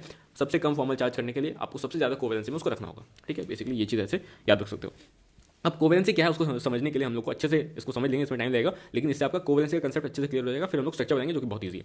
अच्छा, कोवेलेंसी जो होता है मेनली, अगर मैं समझाऊं, अगर आपको कोई स्ट्रक्चर देता है और पूछता है इसका कोवेलेंसी बताओ स्ट्रक्चर में कितना है, ठीक है, तो उसमें आपको कुछ नहीं करना है, आपको देख लेना है कि टोटल नंबर ऑफ बॉन्ड्स कितने बने हैं। ठीक है, सिग्मा और पाई मिला के। ठीक है, ये नहीं करना है कि सिर्फ सिग्मा काउंट कर रहे हैं, और आपको लोन पेयर काउंट नहीं करना है, सिर्फ सिग्मा और पाई बॉन्ड्स काउंट करने हैं आपको, और उससे आपको बताना है कि जितने total number of sigma pi bonds होंगे उतना ही उसका कोवेलेंसी होगा। फॉर एग्जाम्पल हमने अभी ओजोन का स्ट्रक्चर देखा था, ओ ये वाला। ठीक है, अगर मैं आपको इसमें पूछता हूँ कि बताओ मुझे इस वाले ऑक्सीजन का कोवेलेंसी कितना है, तो आप बोलोगे कि इसने बनाए हैं कितने बॉन्ड्स, 3 बॉन्ड्स, तो इसका कोवेलेंसी हो गया 3। ठीक है, 1 2 3। अगर मैं पूछता हूँ कि इस वाले ऑक्सीजन का बताओ कोवेलेंसी कितना है, तो उसमें बनाया है 2 बॉन्ड, तो इसका हो गया 2। इस वाले ऑक्सीजन का बताओ, तो इसका हो गया 1, क्योंकि इसने एक ही बॉन्ड बनाया। तो इस तरीके से आपको कोवेलेंसी बता दी। तो कोवेलेंसी क्या हो गया, number of sigma and pi bonds, total number of sigma and pi bonds. अच्छा, अब कुछ आइटम्स है जिसके आपको कोवेलेंसी याद रख लेनी है, क्योंकि बार बार ये यूज़ होंगे और ये बहुत हेल्प करेगा आपको स्ट्रक्चर बनाने में। पहला, ऑक्सीजन का जो मैक्सिमम कोवेलेंसी होगा वो 2 होगा। ठीक है, अब इसका मतलब ये नहीं कि कभी 3 नहीं बना सकता है, 3 बना सकता है, लेकिन मोस्ट ऑफ द केसेस में आपको दिखेगा कि 2 ही उसकी कोवेलेंसी, मतलब कि 2 आते ही उस पर जो फॉर्मल चार्ज 0 हो जाता है। हम लोग चाहते हैं कि सबसे कम फॉर्मल चार्ज हो तो वो स्टेबल होता है। तो मोस्ट ऑफ द केस में आपको ऑक्सीजन 2 कोवेलेंसी के साथ देखने को मिलेगा। चाहता है कि 2 बना ले, ठीक है, लेकिन 3 वाले स्ट्रक्चर्स भी प्रेजेंट है, जो कि यहाँ पे मैंने लिखा हुआ है। HCO+ अगर आप बनाने जाओगे तो उसमें आपको ऑब्वियसली H के साथ 3 बॉन्ड देखने को मिलेगा।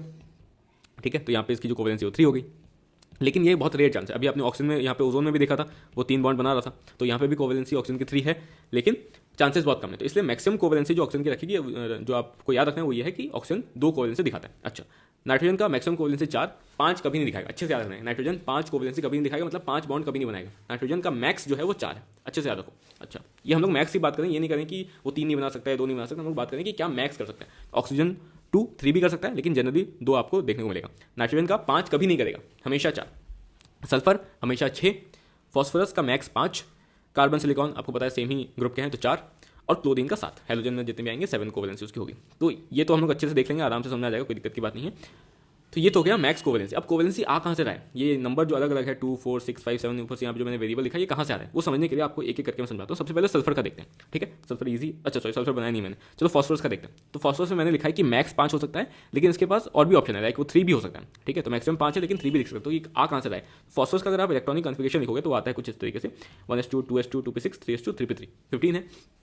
तो ये हो गया। अब आपको बस आउटर मोस्ट शेल को देखना है, तो उसमें आउटर मोस्ट शेल में आ गया 3 वाला, तो 3s2 3p3, तो उसको मैंने यहाँ खोल के बना लिया 3s2 3p3, ठीक है। अच्छा, ये जो मैंने बनाया ये 3D है, क्योंकि फॉस्फोरस जो है वो थर्ड पीरियड का एलिमेंट है और इसमें आपका 3D ऑर्बिटल भी प्रेजेंट होता है, लेकिन सेकंड पीरियड के पास नहीं होता है। अच्छे से ध्यान रखो जो मैं लाइन बोल रहा हूँ, सेकंड पीरियड के पास 3D ऑर्बिटल नहीं होता है, लेकिन थर्ड पीरियड के पास होता है, और उसके नीचे जितने भी उनके सबके पास होगा, जैसे मैंने यहाँ पे वेकेंट 3D दिखाया है। अच्छा, तो जब मैं इस इलेक्ट्रॉनिक कॉन्फिगरेशन को बनाता हूँ अच्छे से ऑर्बिटल्स के फॉर्म में, तो ये ग्राउंड स्टेट में आपको देखने को मिलता है कि 3s2 में 2 इलेक्ट्रॉन यहाँ डाल दिए, 3p3 में ये हाफ फिल्ड होगा, तो यहाँ पे देखो सारे एक एक इलेक्ट्रॉन डाल दिए सारे ऑर्बिटल्स में, ठीक है। ये px py pz है, ठीक है, ये सब तो आपको पता ही होगा स्ट्रक्चर ऑफ एटम से। अच्छा, तो आपको यहाँ क्या दिख रहा है कि कितने जगह पे मैं एक एक इलेक्ट्रॉन डाल के बॉन्डिंग करवा सकता हूँ, क्योंकि जब यहाँ दूसरा एटम आएगा तो एक एक इलेक्ट्रॉन यहाँ शेयर करेगा। जैसे मान लो मैं यहाँ पे हाइड्रोजन या Cl लेके आता हूँ, तो Cl यहाँ पे एक एक इलेक्ट्रॉन शेयर करेगा इसके साथ इसके साथ इसके साथ, तो एक एक इलेक्ट्रॉन यहाँ पे आ जाएगा और ये ऑर्बिटल्स आपका फुलफिल हो जाएगा, ठीक है। मतलब कि जो NH2 NP6 आपको चाहिए वो पॉसिबल है, वो करना पॉसिबल है अगर यहाँ पे 3 एटम्स आ जाते हैं सराउंडिंग एटम्स।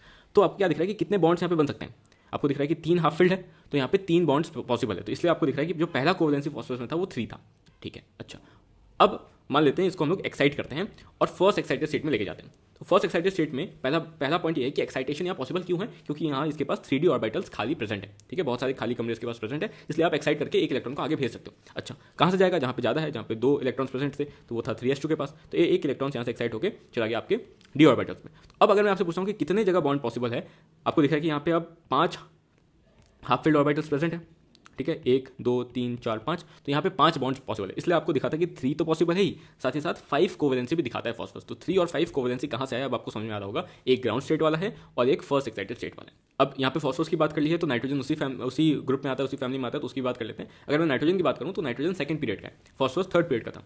नाइट्रोजन के पास कोई भी D ऑर्बिटल्स प्रेजेंट नहीं है, उसके पास कोई भी D ऑर्बिटल्स प्रेजेंट नहीं। क्यों क्यों क्यों ये बताओ, इसलिए नहीं है क्योंकि सेकंड पीरियड का है, ठीक है। इसमें जो N है वो 2 है।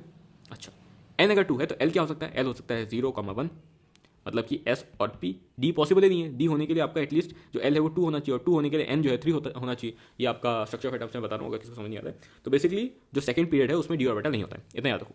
तो D ऑर्बिटल नहीं होता है, उसके पास वैकेंट D ऑर्बिटल्स प्रेजेंट नहीं है, तो भले ही इसके पास ऑप्शन है कि इसको एक्साइट कर सकता है, लेकिन ये कर नहीं पाएगा क्योंकि इसके पास खाली कमरे नहीं है। इसलिए इसका जो कोवेलेंसी वो 3 है लेकिन 5 नहीं है, और इसलिए NCl5 पॉसिबल नहीं होता है लेकिन PCl5 पॉसिबल होता है।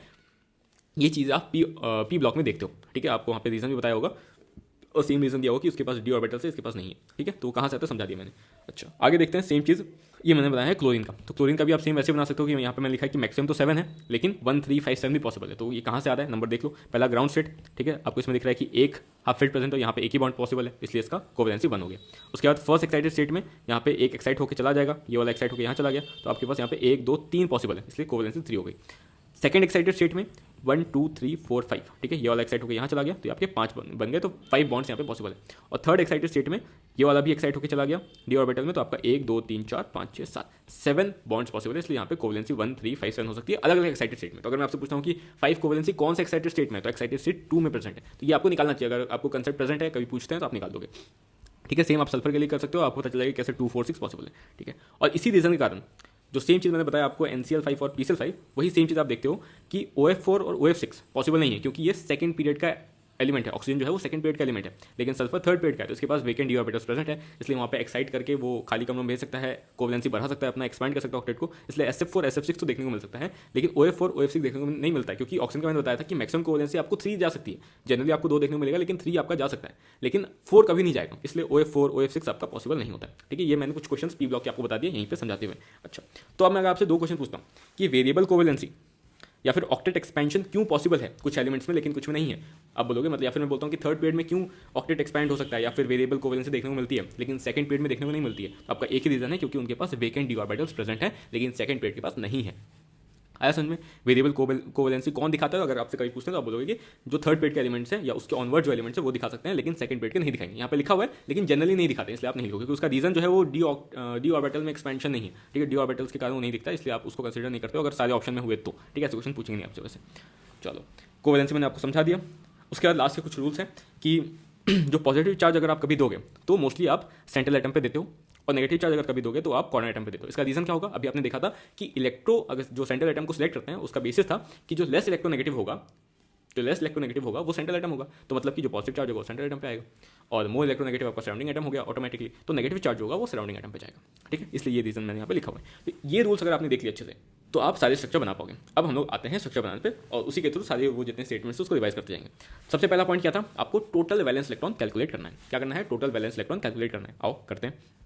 हाइड्रोजन दिख रहा है तो अब वैलेंस इलेक्ट्रॉन को, टोटल वैलेंस इलेक्ट्रॉन को मैं यहाँ पे क्यू से रिप्रेजेंट करूंगा। ठीक है, वही मैंने लिखा है कि क्यू आपको कैलकुलेट करना है, जो कि है valence electron of all atoms plus अगर कोई नेगेटिव चार्ज प्रेजेंट है जितने भी हैं उतने, माइनस अगर कोई पॉजिटिव चार्ज प्रेजेंट है। ठीक है, अच्छा, तो अगर मैं हाइड्रोजन को देखता हूँ कोई पॉजिटिव नेगेटिव चार्ज नहीं है तो उसकी बात ही नहीं है, सिर्फ हम लोग को वैलेंस इलेक्ट्रॉन देखना है टोटल कितना है, तो क्यू हो गया यहाँ पे 2। अच्छा, बॉन्ड पर इलेक्ट्रॉन, अब ये कैसे निकलेगा? आप देखो, जब आपने पहले टोटल वैलेंस इलेक्ट्रॉन निकाल लिया तो उसके बाद आप कुछ नहीं करना है, यहाँ तो कोई सेंट्रल एटम सेलेक्ट करोगे नहीं, 2 ही एटम है, तो एक लिखा आपने H, एक लिखा आपने H। सबसे पहले आपको क्या करना है, जितने भी सराउंडिंग एटम होंगे उनके साथ एक एक बॉन्ड बना लेना है। ठीक, एक बॉन्ड बना दिया आपने। ठीक है, अच्छा, अब आपको देखना है कि एक बॉन्ड बनाने के बाद जितने भी सराउंडिंग एटम है उससे एक बॉन्ड बनाने के बाद कितने इलेक्ट्रॉन्स आपके यूज हो गए। तो आपको पता है एक बॉन्ड में 2 इलेक्ट्रॉन यूज होता है। ठीक है, तो वही यहाँ पे लिखना है आपको कि बॉन्ड पेयर इलेक्ट्रॉन कितने हैं, तो यहाँ पे एक बॉन्ड बनाया है तो बॉन्ड पेयर इलेक्ट्रॉन आपके हो गए 2। अच्छा, अब देखना है लोन पेयर इलेक्ट्रॉन कितने हैं, तो क्यू आपका 2 था, बॉन्ड पेयर इलेक्ट्रॉन 2 था। ठीक है, तो लोन पेयर इलेक्ट्रॉन निकालते हैं हम लोग Q minus bond pair electron, तो मतलब हो गया 2 - 2 दैट इज 0। तो मतलब यहाँ पे आपके पास कोई भी लोन पेयर इलेक्ट्रॉन नहीं है, तो इसलिए आपको यहाँ पे कोई भी लोन पेयर देखने को नहीं मिल रहा है। आपका ये जो स्ट्रक्चर है वो कंप्लीट हो चुका है। ठीक है, यहाँ पे अगर आप देखोगे तो इस हाइड्रोजन के पास 1-2 इलेक्ट्रॉन है, हाइड्रोजन को 2 ही इलेक्ट्रॉन चाहिए पूरा करने के लिए अपना डुप्लेट, और इस हाइड्रोजन के पास भी यहाँ पे 2 इलेक्ट्रॉन है। ठीक है, तो ये आपका स्ट्रक्चर पूरा हो गया। अच्छा, आगे चलते हैं, ऑक्सीजन का बनाते हैं। ऑक्सीजन क्यू 12 है, कैलकुलेट करके रखा हुआ है मैंने, 6 और 6 12 हो गया। टोटल वैलेंस इलेक्ट्रॉन चार्ज था नहीं इस पर। पहले क्या करेंगे, जो एटम से बना लिया एक एक बॉन्ड बना लेना, तो एक ही बॉन्ड यहाँ बनेगा। कितने इलेक्ट्रॉन्स यूज हो गए एक बॉन्ड बनाने के बाद? 2 इलेक्ट्रॉन यूज हो गए, तो 12 - 2 आपके कितने हो गए बॉन्ड पेयर इलेक्ट्रॉन, मतलब बॉन्ड पेयर इलेक्ट्रॉन 2 हो गए क्योंकि एक बॉन्ड बना है। लोन पेयर इलेक्ट्रॉन कितने बचे अपने पास? तो 12 - 2 दैट इज 10। ठीक है, 10 बचे। अब क्या करेंगे हम लोग? अब ये रूल मैंने ऊपर नहीं बताया था क्योंकि वहाँ पे था ही नहीं पॉसिबल। अब यहाँ पे लोन पेयर इलेक्ट्रॉन प्रेजेंट है, तो अब इसका क्या करना है? तो सबसे पहले आपको बाहर वाले एटम्स को भरना है, मतलब सराउंडिंग एटम्स को पहले भरना है इस लोन पेयर के इलेक्ट्रॉन से, मतलब उनका ऑक्टेट पूरा करना है, और अगर उसके बाद इलेक्ट्रॉन बच जाएगा तब हम लोग को सेंट्रल एटम को देना है। अब यहाँ पे तो कोई सराउंडिंग एटम है ही नहीं, सेंट्रल एटम है ही नहीं, तो आप पहले किसी को भी भर लो, किसी भी साइड को। तो आपके पास यहाँ 10 इलेक्ट्रॉन है, तो 1 2 3 4 5 6 ये डाल दिया। कितने इलेक्ट्रॉन्स बचे आपके पास? 6 क्यों किया मैंने यहाँ पे? देखो पहले समझो ये चीज़। तो एक इसके पास, इस ऑक्सीजन के पास पहले से एक बॉन्ड बना होता तो उसके पास 2 इलेक्ट्रॉन ऑलरेडी था, ऑक्टेट पूरा करने के लिए इसको कितना चाहिए था? और 6 चाहिए था, इसलिए मैंने यहाँ पे इस 10 लोन पेयर इलेक्ट्रॉन में से 6 इलेक्ट्रॉन इसको दे दिए, 1 2 3 4 5 6, तो 3 पेयर ऑफ लोन पेयर इसको दे दिए। अब बचे कितने? 4 इलेक्ट्रॉन्स बचे हैं जिसको मेरे को लोन पेयर के फॉर्म में यूज़ करना है, तो यहाँ पे 1 2 3 4। ठीक है, अब देखना है कि क्या ऑक्टेट पूरा हुआ है, तो इस वाले ऑक्सीजन का तो ऑक्टेट पूरा हो गया है लेकिन इसका पूरा नहीं हुआ है। अब क्या करेंगे? तो अब हम लोग यूज़ करेंगे, यहाँ पे लोन पेयर प्रेजेंट है तो अब हम लोग पाई बॉन्ड बनाएंगे। तो आपको दिख रहा है कि अगर मुझे इसका ऑक्टेट पूरा करना है तो अगर एक बॉन्ड यहाँ पे बन जाता है तो दोनों का ही पूरा हो जाएगा। वो बॉन्ड बनाने के लिए आपको इस लोन पेयर का यूज़ करना होगा और आपको यहाँ पे एक पाई बॉन्ड बना देना होगा, तो ये यहाँ से हट जाएगा और आपका बन जाएगा एक पाई बॉन्ड। ठीक है, वो लोन पेयर समझ गया क्या हुआ?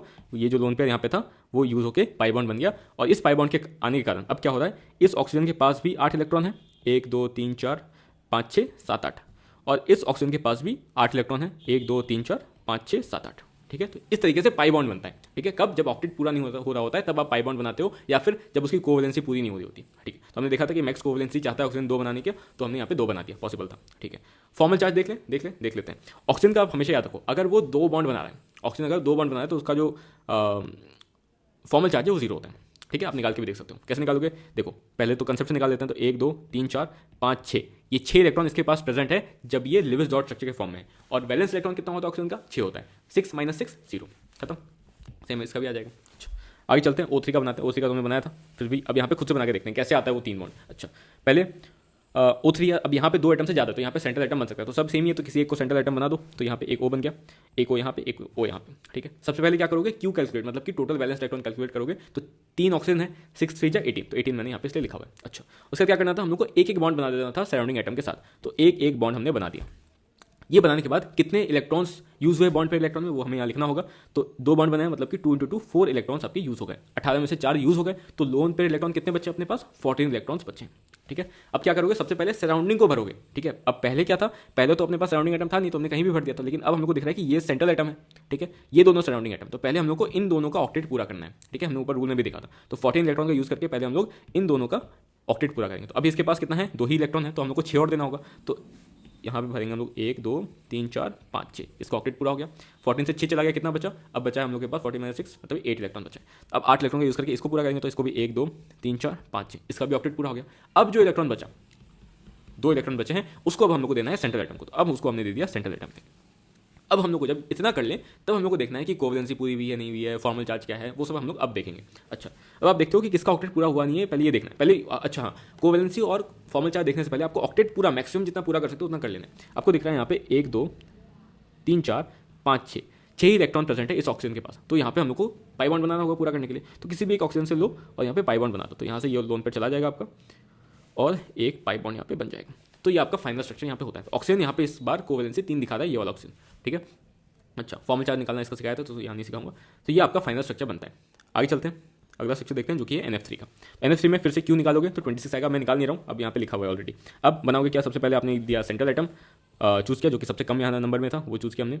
अभी हम लोग स्ट्रक्चर शेप की बात नहीं करें, तो अब ये दोनों कि भैया ऐसा क्यों बना दो, कहीं भी बना दो। अभी F सराउंडिंग एटम के साथ एक एक बॉन्ड सबसे पहले बना लेना है। कितने इलेक्ट्रॉन्स यूज हो गए, 6 हो गए, तो बॉन्ड पे इलेक्ट्रॉन यहाँ पे 6 हो गए। लोन पे इलेक्ट्रॉन कितना बचा आपका, 26 - 6, दैट इज 20, ठीक है। अब इसका यूज़ करके क्या करोगे, सेंट्रल एटम का पहले कंप्लीट करोगे या सराउंडिंग का, तो सराउंडिंग का पहले कंप्लीट करोगे। तो 1 2 3 4 5 6, क्योंकि 8 चाहिए था, इसके पास 2 ही इलेक्ट्रॉन प्रेजेंट है यहाँ पे, तो 8 इलेक्ट्रॉन इसको दे दिया। अच्छा, अब यहाँ 20 से 6 गया है अभी, तो और आपके पास 12 इलेक्ट्रॉन और है, तो 1 2 3 4 5 6, ठीक है। अभी आपके 6 और है, 1 2 3 4 5 6, तो आपके कितने इलेक्ट्रॉन्स चलेगा यूज़ हो गए, 6 × 3 18 खत्म हो गए 20 में से, मतलब कि 2 इलेक्ट्रॉन्स आपके बचे, तो उस 2 को आपने दे दिया यहाँ पे। अब हम लोग देखते हैं कि सबका ऑक्टेट जो है पूरा हुआ नहीं हुआ है। तो इस वाले फ्लोरीन का हो गया है 8 इलेक्ट्रॉन, इस वाले का हो गया, इस वाले का हो गया। नाइट्रोजन का देखते हो अगर, तो इसमें आपको दिख रहा है कि 1 2, इस बॉन्ड का 2 इलेक्ट्रॉन, इस बॉन्ड का 2 इलेक्ट्रॉन, इस बॉन्ड का 2 इलेक्ट्रॉन, मतलब कि 8 इलेक्ट्रॉन नाइट्रोजन का भी पूरा हो गया, ठीक है। तो हमने देखा था नाइट्रोजन 3 कोवेलेंसी में रह सकते हैं या फिर 4 में रह सकता है, 5 कभी नहीं बनाएगा। तो क्या ये 4 बनाने जाएगा, नहीं बनाने जाएगा, क्यों, क्योंकि जो फ्लोरीन है वो हमेशा एक ही बॉन्ड बनाता है, ठीक है। कोई 4 बार बनाने की आपको यहाँ जरूरत नहीं है। ऑल्सो अगर मैं यहाँ पे कोफैक्टर आप ये फॉर्मल चार्ज अगर निकालने बोलता हूँ, निकाल के बताओ एक बार, तो आपको दिख रहा है यहाँ जो फ्लोरीन है वो 1 2 3 4 5 6 7 इलेक्ट्रॉन इसके पास है। नॉर्मली कितना होता है, नॉर्मली भी इसके पास 7 इलेक्ट्रॉन्स होते हैं, इसलिए इसका फॉर्मल चार्ज यहाँ 0 है। नाइट्रोजन के पास अगर देखते हो कितने इलेक्ट्रॉन्स है, तो 1 2 3 4 5, नॉर्मली कितना होता है, 5 होता है, इसका भी फॉर्मल चार्ज यहाँ 0 है, ठीक है। इसलिए नेट चार्ज जो था NF3 पे 0 था, ठीक है, समझ में आ गया चीज़। अच्छा, अब आते हैं और अच्छे स्ट्रक्चर्स पे, जो कि है CO3 2 नेगेटिव। यहाँ पे चार्ज आ गया, तो जब आप इसका वैलेंस इलेक्ट्रॉन निकालने जाओगे तो आपका 22 आएगा, दिखाया तो ऊपर, फिर 2 प्लस करते हो तो 24 आपका टोटल इलेक्ट्रॉन हो जाता है।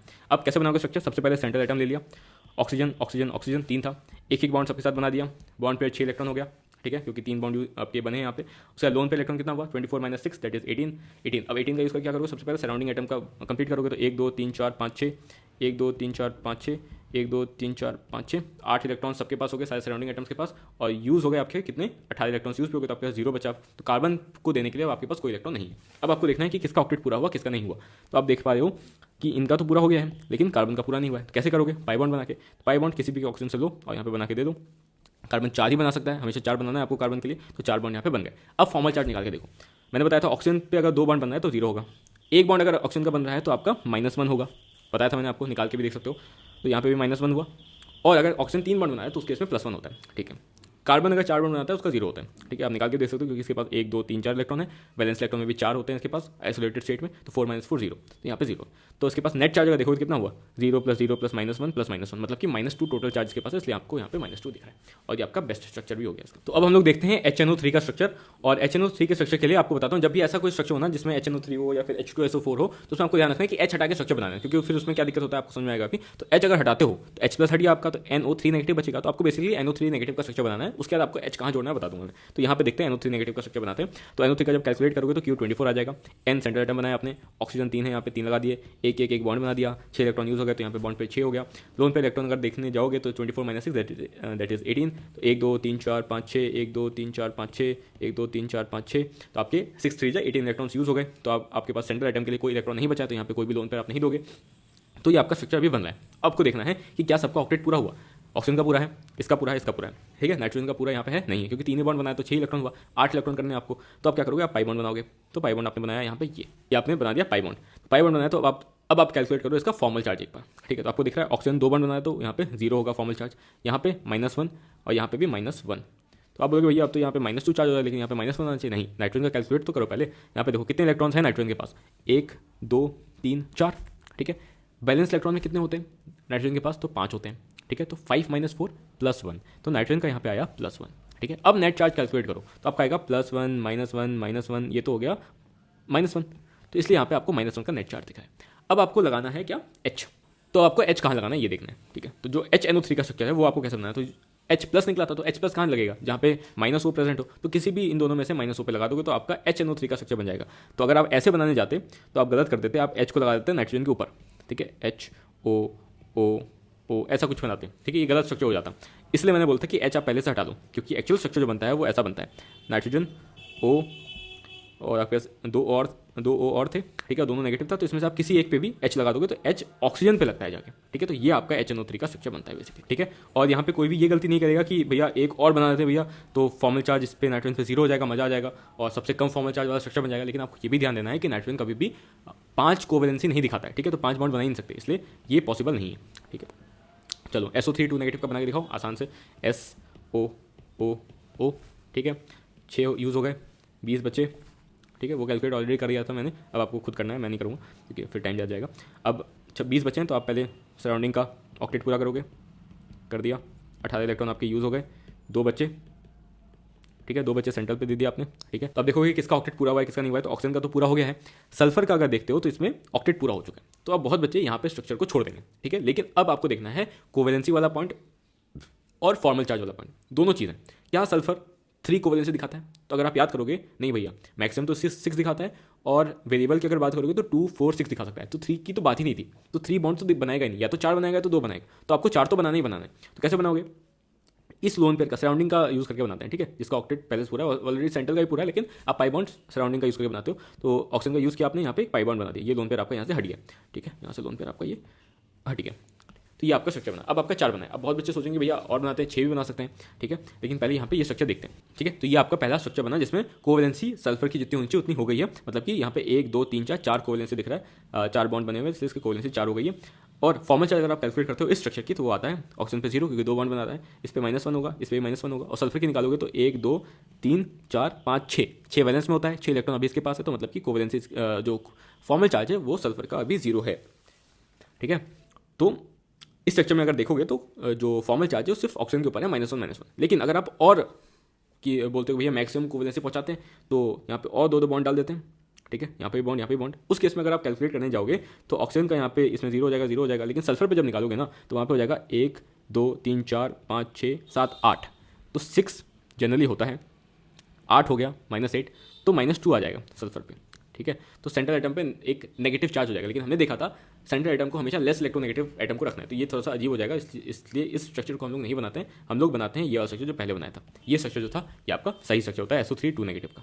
चलो आगे चलते हैं, वही चीज़ मैंने यहाँ पे लिखा हुआ है, देखो कि 3 कोवेलेंसी तो पॉसिबल ही नहीं है, इसलिए हम लोग एटलीस्ट ये बनाना ही बनाना है। उसके बाद यहाँ पे फॉर्मल चार्ज भी ज़्यादा है, इससे भी देख सकते थे, और यहाँ पे फॉर्मल चार्ज कम है, ठीक है। आगे चलते हैं, हम लोग CO का स्ट्रक्चर बनाते हैं, आ जाओ, ठीक है, ये भी इंपॉर्टेंट है। तो कार्बन किसी भी को यहाँ पे सेंट्रल एटम बना सकते हो, वैसे जरूरत नहीं है, यहाँ पे 2 एटम सेंट्रल एटम किसको बोलोगे, लेकिन अगर बनाना हुआ तो भी लेस इलेक्ट्रोनेगेटिव को बनाएंगे तो कार्बन ही बनेगा यहाँ पे। अच्छा, उसके बाद आप 1 बॉन्ड डालोगे, 2 इलेक्ट्रॉन्स यूज़ हो गए आपके, बचे कितने 8। सबसे पहले सराउंडिंग का पूरा करोगे तो 2 इलेक्ट्रॉन इसके पास है ऑलरेडी, 6 और चाहिए, तो 1 2 3 4 5 6, ठीक है। तो 8 में से 6 यूज़ हो गए तो 2 बचा, तो 2 कार्बन के पास आ गया। कार्बन के पास अभी 4 इलेक्ट्रॉन हुए हैं, ठीक है। कार्बन के पास अभी आपने 1 2 इलेक्ट्रॉन बॉन्ड के पास से, 2 इसके पास इलेक्ट्रॉन्स है लोन पेयर के, तो 4 इलेक्ट्रॉन्स हुए, तो उसको अभी और पूरा करना है। तो एक पाई बॉन्ड यहाँ से बना, ठीक है, और एक और पाई बॉन्ड यहाँ से बना। अब जाके आपका CO का स्ट्रक्चर पूरा हो, जिसमें ऑक्सीजन के पास 1 लोन पेयर और कार्बन के पास 1 लोन पेयर है, ठीक है, ये स्ट्रक्चर बना। तो ऑक्टेट अगर देखते हो तो ऑक्सीजन का पूरा हुआ है 1 2 3 4 5 6 7 8, कार्बन का ही पूरा है, ऑक्टेट पूरा हो गया। फॉर्मल चार्ज अगर आप देखने जाओगे, अब बहुत बच्चे बोलेंगे भैया देखो ये जो कार्बन आपने बनाया था पहले वाला, ये सी ये ओ 1 2 3 4 ये मैंने बना रखा है यहाँ पे देखो, एक ये भी स्ट्रक्चर था उसके बाद हमने ये बनाया।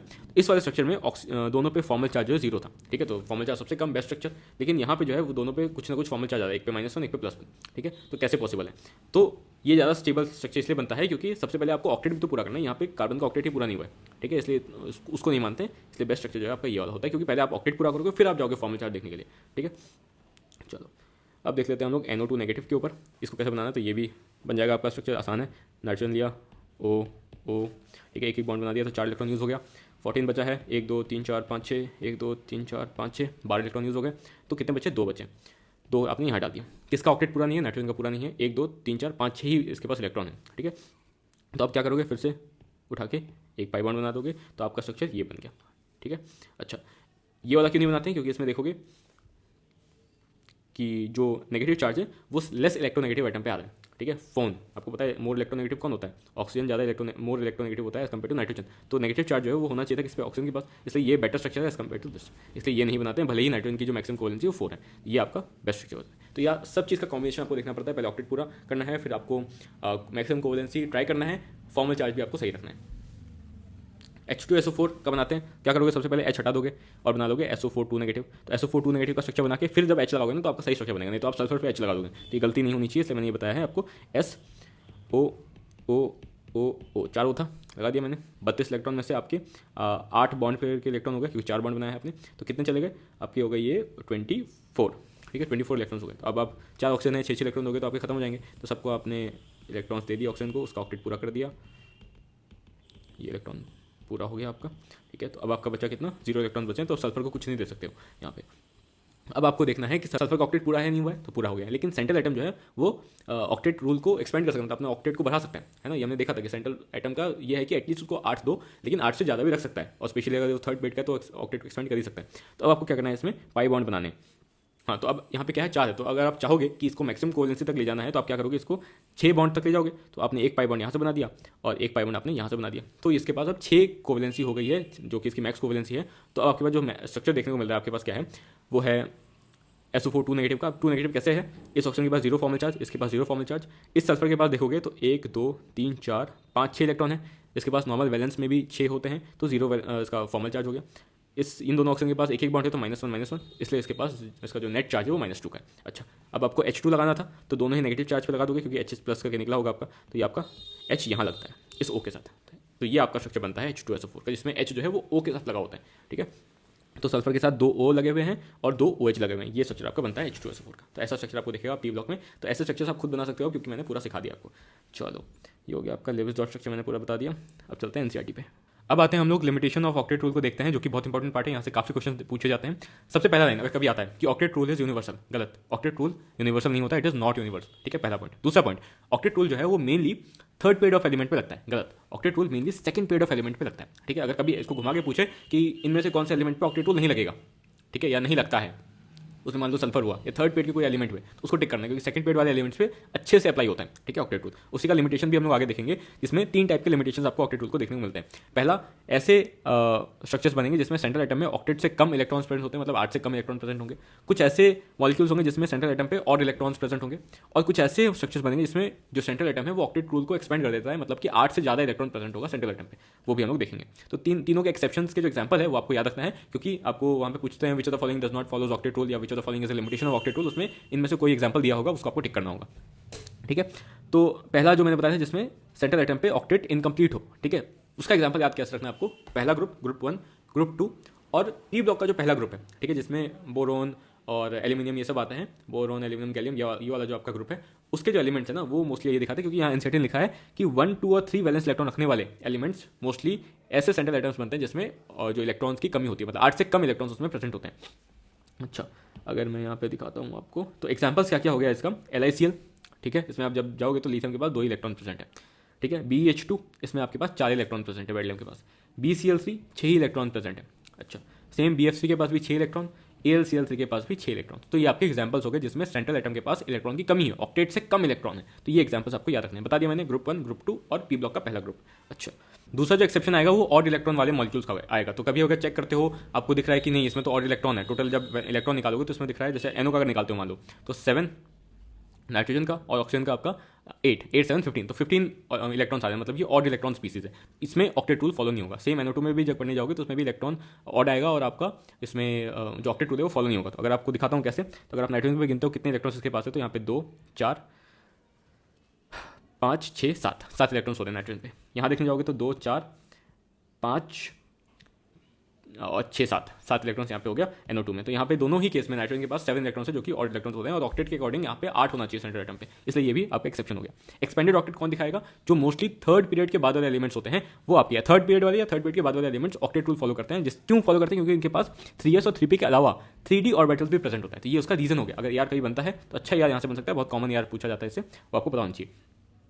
और इसीलिए या फिर अगर मैं ऐसे ही पूछूं कि more than 8 valence electrons is present in SF6, ठीक है, और रीजन है because it has 3s 3p and 3d orbitals, ठीक है। तो सही रीजन हुआ क्योंकि 3d ऑर्बिटल्स प्रेजेंट होने के कारण ही वो एक्सपेंडेड ऑक्टेट दिखाते हैं। अच्छा, एग्जांपल से याद रख लो इसका, जितने भी थर्ड पेड के एलिमेंट्स या थर्ड पेड के बाद वाले एलिमेंट्स हो गए उस सब में होगा। फॉर एग्जांपल PF5 हो गया, SF6 हो गया, H2SO4 हो गया, है ना। सल्फर दिखे, फॉस्फोरस दिखे, पॉसिबल है कि उसमें हो सकता है। तो फॉस्फोरस में आपको दिख रहा है यहाँ पे 5 बॉन्ड बन रहा है, 10 इलेक्ट्रॉन होगा। सल्फर में 1 2 3 4 5 6 12 इलेक्ट्रॉन प्रेजेंट है, लिखा हुआ है, ठीक है। यहाँ पे देखोगे 1 2 3 4 5 6 12 इलेक्ट्रॉन प्रेजेंट है, ठीक है। IFN में जाओगे तो 7 बॉन्ड बनाएगा, 7 2 14 इलेक्ट्रॉन प्रेजेंट होगा आयोडीन के ऊपर। XZF2 में जाओगे तो 8 इलेक्ट्रॉन तो ऑलरेडी जीनॉन के पास है, और 2 यहाँ पे F बनाएगा, तो 8 4 12 इलेक्ट्रॉन्स प्रेजेंट होगा। तो इस तरीके से आप निकाल सकते हो, ठीक है, कितने इलेक्ट्रॉन्स टोटल प्रेजेंट है। आपको लेवेस डॉट तो सिखाई दिया मैंने, तो इससे निकालोगे तो आपको पता चलेगा टोटल इलेक्ट्रॉन कितने प्रेजेंट है। अगर ये भी पूछते हैं आपसे कि बताओ सेंट्रल एटम पे कितने इलेक्ट्रॉन्स, तो आप निकाल सकते हो आराम से लेवेस डॉट को बना के।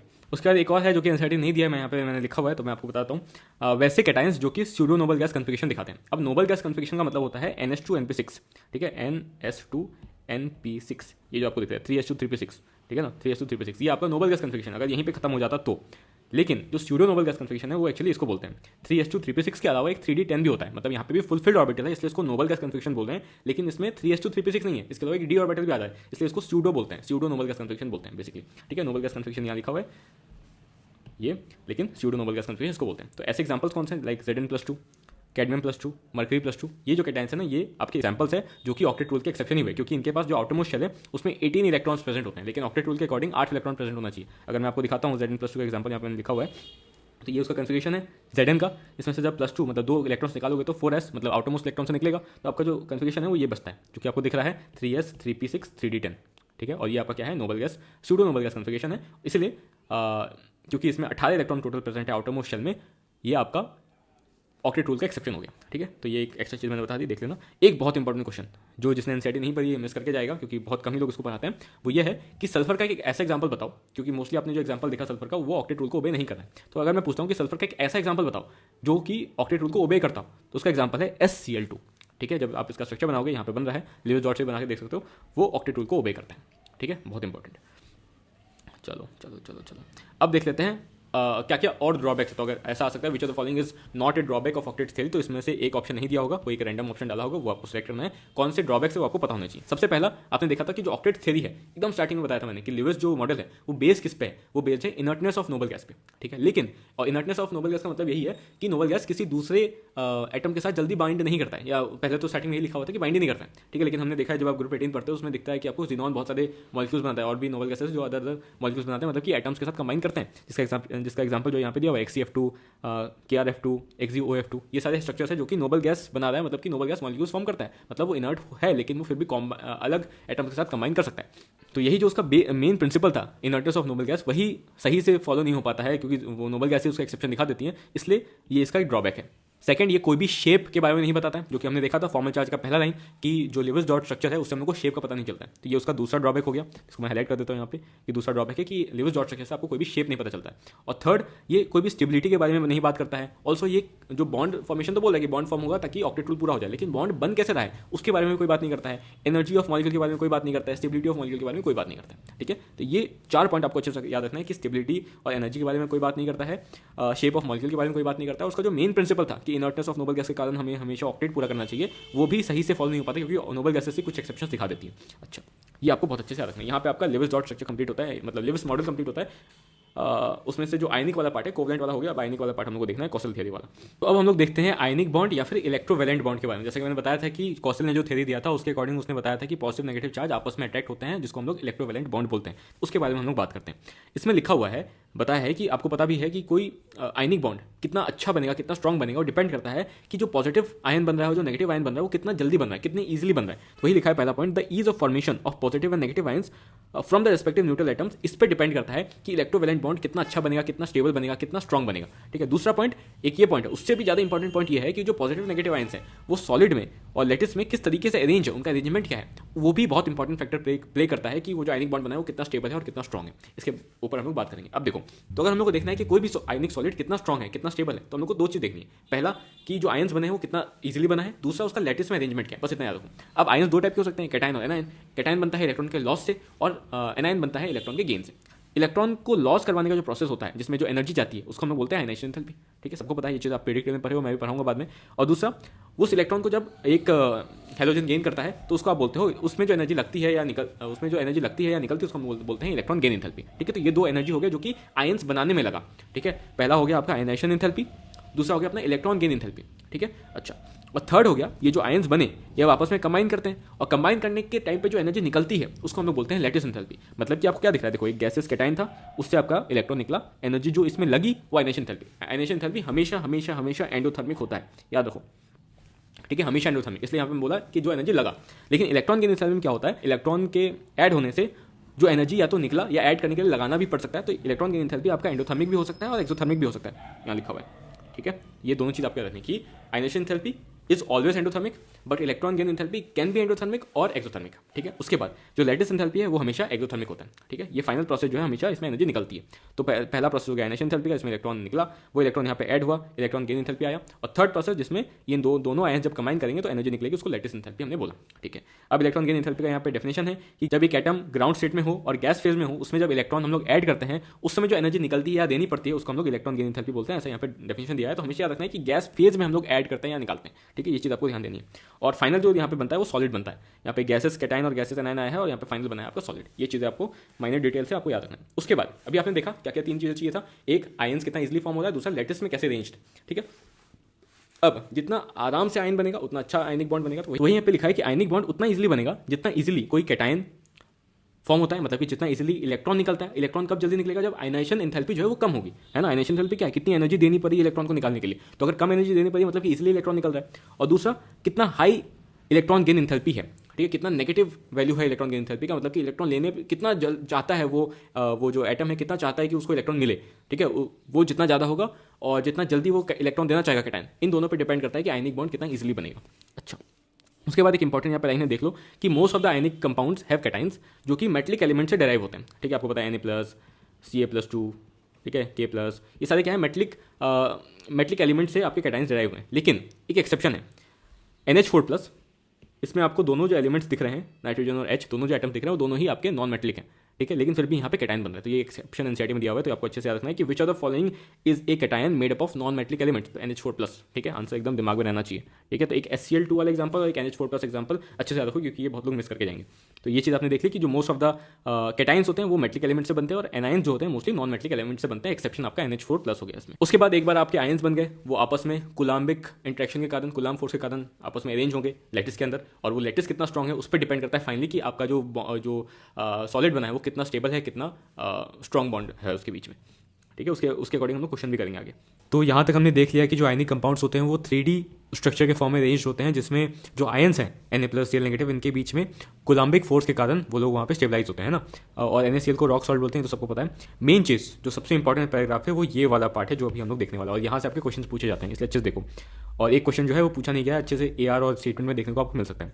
सबसे पहला पॉइंट, NaCl का जब आप स्ट्रक्चर बनाते हो इस सेम प्रोसेस के थ्रू कि पहले Na से Na+ बनाया, फिर जो इलेक्ट्रॉन निकला वो Cl में गया, Cl- बना। ठीक है, Na से Na+ बनाने में आयनाइजेशन एंथैल्पी लगी, Cl से Cl- बनाने में इलेक्ट्रॉन गेन एंथैल्पी आया, वो निकल सकता है या फिर लग सकता है, डिपेंड करता है ये क्या हुआ है वो देखना पड़ेगा।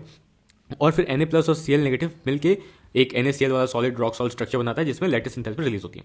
तो इन तीनों एनर्जी के मिलाने के बाद फाइनल क्या आता है उस पर डिपेंड करेगा कि ये जो स्ट्रक्चर है वो स्टेबल है या नहीं है, उसको देखते हैं। जब आप देखते हो इसमें वैल्यूज़ दिया हुआ है कि Na से Na+ बनाने में जो आयनाइजेशन एंथैल्पी है वो कुछ 495.8 किलो जूल पर मोल है। ठीक है। Cl से Cl नेगेटिव बनाने में जो इलेक्ट्रॉन गेन इंथैल्पी है जो रिलीज हो रही है वो है -348.7 किलो जूल। ये हमने देखा भी था कि जो आयनाइजेशन इंथैल्पी है वो हमेशा एंडोथर्मिक होता है, इसलिए प्लस में है। इलेक्ट्रॉन गेन इंथैल्पी एंडोथर्मिक भी हो सकता है, एक्सोथर्मिक भी हो सकता है। इस केस में एक्सोथर्मिक है, इसलिए यहाँ पे एनर्जी रिलीज हो रहा है -348.7 किलो जूल। अब यहाँ पे एनर्जी आपको देना पड़ा इलेक्ट्रॉन निकालने के लिए, और वो इलेक्ट्रॉन जब क्लोरीन में गया तो कुछ अमाउंट ऑफ एनर्जी रिलीज हुआ, लेकिन फिर भी जो नेट एनर्जी है वो अभी भी पॉजिटिव है। मतलब कि अभी भी अगर आपको NaCl बनाना है तो आपको एनर्जी देना पड़ेगा, और कभी मान लो आपको एनर्जी दे के कोई काम करवाना पड़ता है तो वो चीज़ स्टेबल नहीं होता है। तो अगर सिर्फ कहानी यहीं खत्म हो जाती है आयनाइजेशन एंथैल्पी और इलेक्ट्रॉन गेन एंथैल्पी पर, तो NaCl कभी एग्जिस्ट ही नहीं करता। लेकिन यहाँ पे एक तीसरा फैक्टर था जो हमने देखा था कि जब Na+ और Cl नेगेटिव कंबाइन करता है, लैटिस के फॉर्म में अरेंज होता है, तो वहाँ पे लैटिस एनर्जी रिलीज होता है, और इस केस में जो लैटिस एनर्जी है वो है -788 किलो जूल पर मोल। और इसी कारण ये NaCl बनने में जो एनर्जी रिलीज हो रहा है वो ज़्यादा है एज कम्पेयर टू जितना एनर्जी हमें देना पड़ रहा है।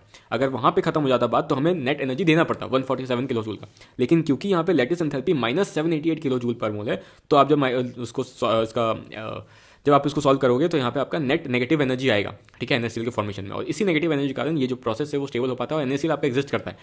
और इसीलिए आपको ध्यान रखना है कि अगर कभी आपको ये दो स्टेटमेंट देखने को मिल रहा है कि NaCl के केस में या फिर किसी भी आयनिक सॉलिड के केस में sum of electron gain enthalpy and ionization enthalpy may be positive. अब जिसने पढ़ा है, जिसको पता है कि कोई स्ट्रक्चर एग्जिस्ट करने के लिए नेट एनर्जी नेगेटिव होना चाहिए ताकि उसमें हम लोग का एनर्जी देना ना पड़े, तो वो स्टेटमेंट को गलत मार्क कर देगा। लेकिन जिसने NCERT पढ़ा है उसे पता होगा कि हाँ NaCl के केस में जो इलेक्ट्रॉन गेन एंथैल्पी और आयनाइजेशन एंथैल्पी होता है उसका नेट तो पॉजिटिव होता है, लेकिन उसमें एक थर्ड फैक्टर एग्जिस्ट करता है जो कि है लैटिस एनर्जी, और उसके कारण से जो नेट एनर्जी है वो नेगेटिव हो पाता है और फिर NaCl एग्जिस्ट कर पाता है। इसलिए ये स्टेटमेंट करेक्ट है कि in ionic solids sum of electron gain enthalpy and ionization enthalpy may be positive. ठीक है, हमेशा पॉजिटिव जरूर नहीं है लेकिन पॉजिटिव हो सकता है, लेकिन क्रिस्टल फिर भी स्टेबल होता है because of higher negative lattice enthalpy.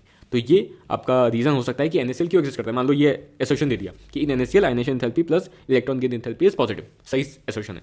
Reason दे रहा है कि still crystal stable due to higher negative lattice enthalpy. ठीक है, ये रीजन सही है लेकिन इसका एक्सप्लेनेशन नहीं है ऊपर वाले का।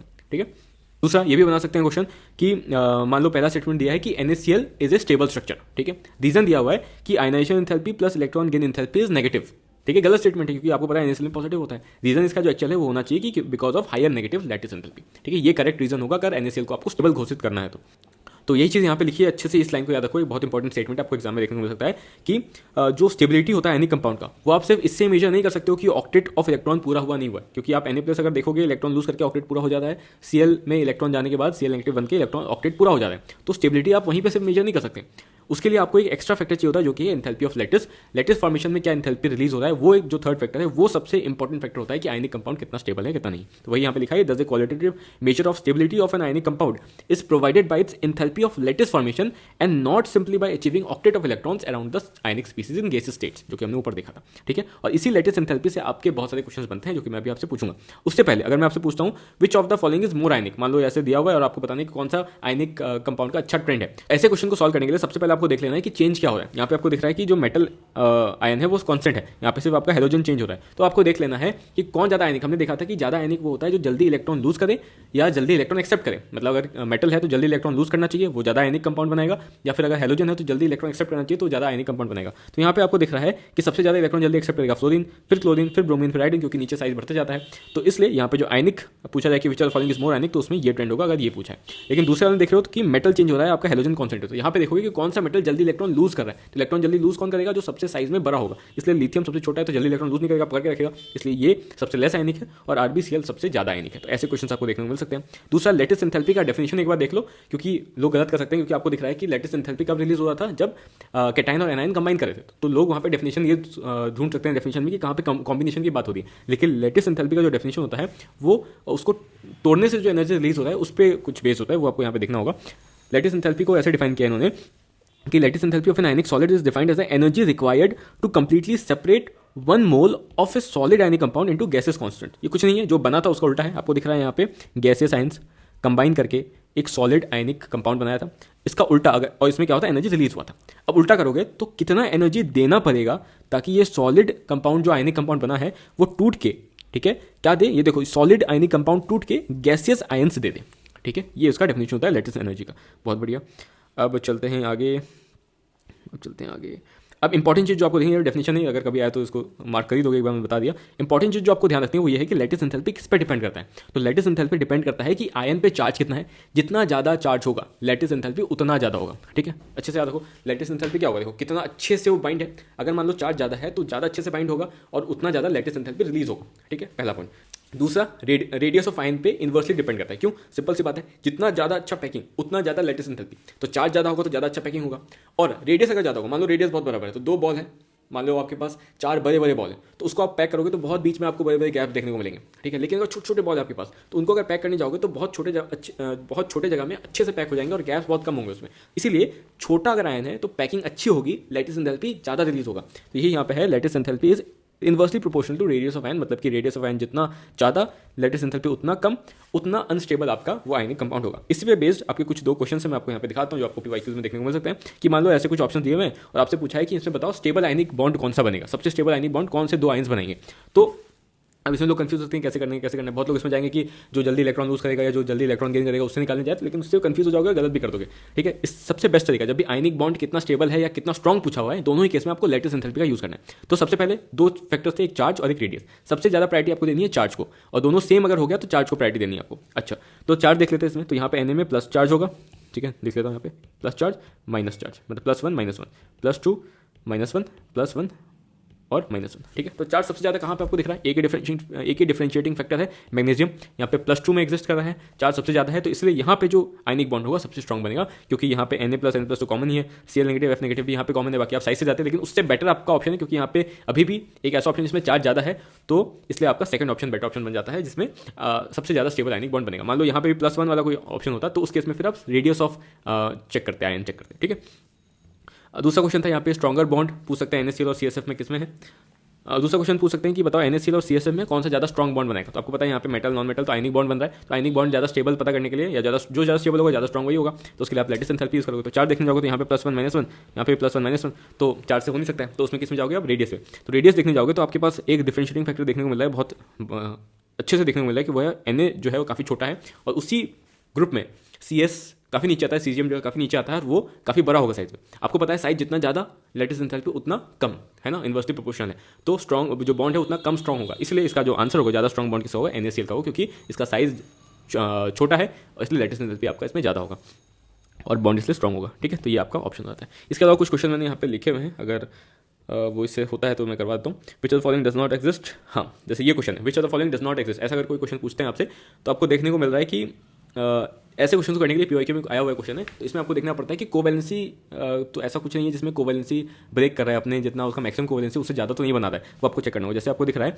यहाँ पे एल्यूमिनियम, फॉस्फोरस, सिलिकन, ये सारे आपके 3rd पीरियड के एलिमेंट्स आपको दिख रहे हैं, लेकिन जो बोरोन है वो आपको 2nd पीरियड का देखने को मिल रहा है, और 2nd पीरियड में कभी भी आपके 6 कोवैलेंसी देखने को नहीं मिल सकती है। ठीक है, तो ये आपको अच्छे से ध्यान रखना है, 4 कोवैलेंसी को वो क्रॉस नहीं करता है 2nd पीरियड के एलिमेंट्स, क्योंकि उसमें आपको देखने को मिला था नाइट्रोजन था वो 4 बनाता था, बाकी ये भी जो बी है वो 4 ही बना सकता है, इससे ज़्यादा क्रॉस नहीं कर सकता है। BF4 नेगेटिव एक्सिस्ट कर सकता है, BF63 नेगेटिव एक्सिस्ट नहीं कर सकता। इसमें आपको देखना है कि 4 कोवैलेंसी को तो क्रॉस नहीं कर रहा है अगर वो 2nd पीरियड का एलिमेंट है। 2nd पीरियड का एलिमेंट 6 कोवैलेंसी नहीं दिखाता है, अच्छे से याद रखना है इसको।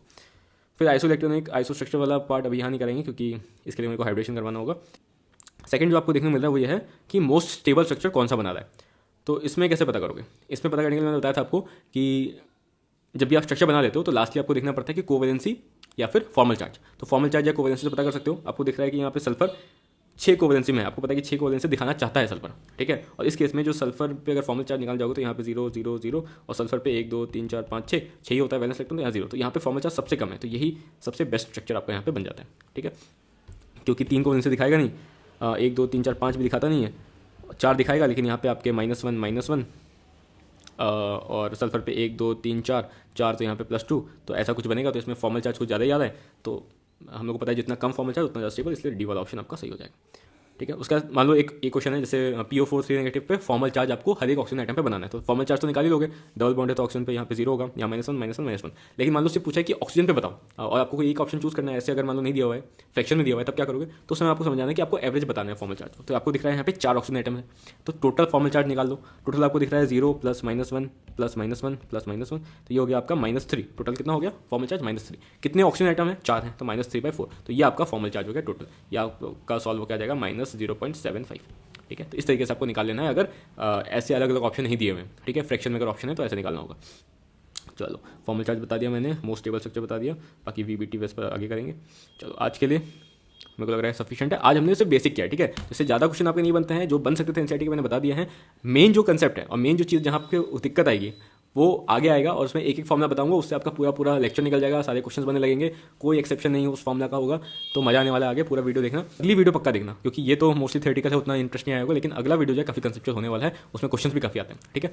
तो होप कि आपको वीडियो पसंद होगा। अगर वीडियो पसंद है इसको लाइक करो, शेयर करो अपने दोस्तों के साथ, और शेयर पक्का करो, क्योंकि इसमें मेहनत बहुत लगती है। व्यूज़ नहीं आते तो फिर मेरा मोटिवेशन फैक्टर क्या रहेगा इसमें बनाने का, ठीक है। तो चलो बाय, मिलता है नेक्स्ट वीडियो के साथ, तब तक टेक केयर।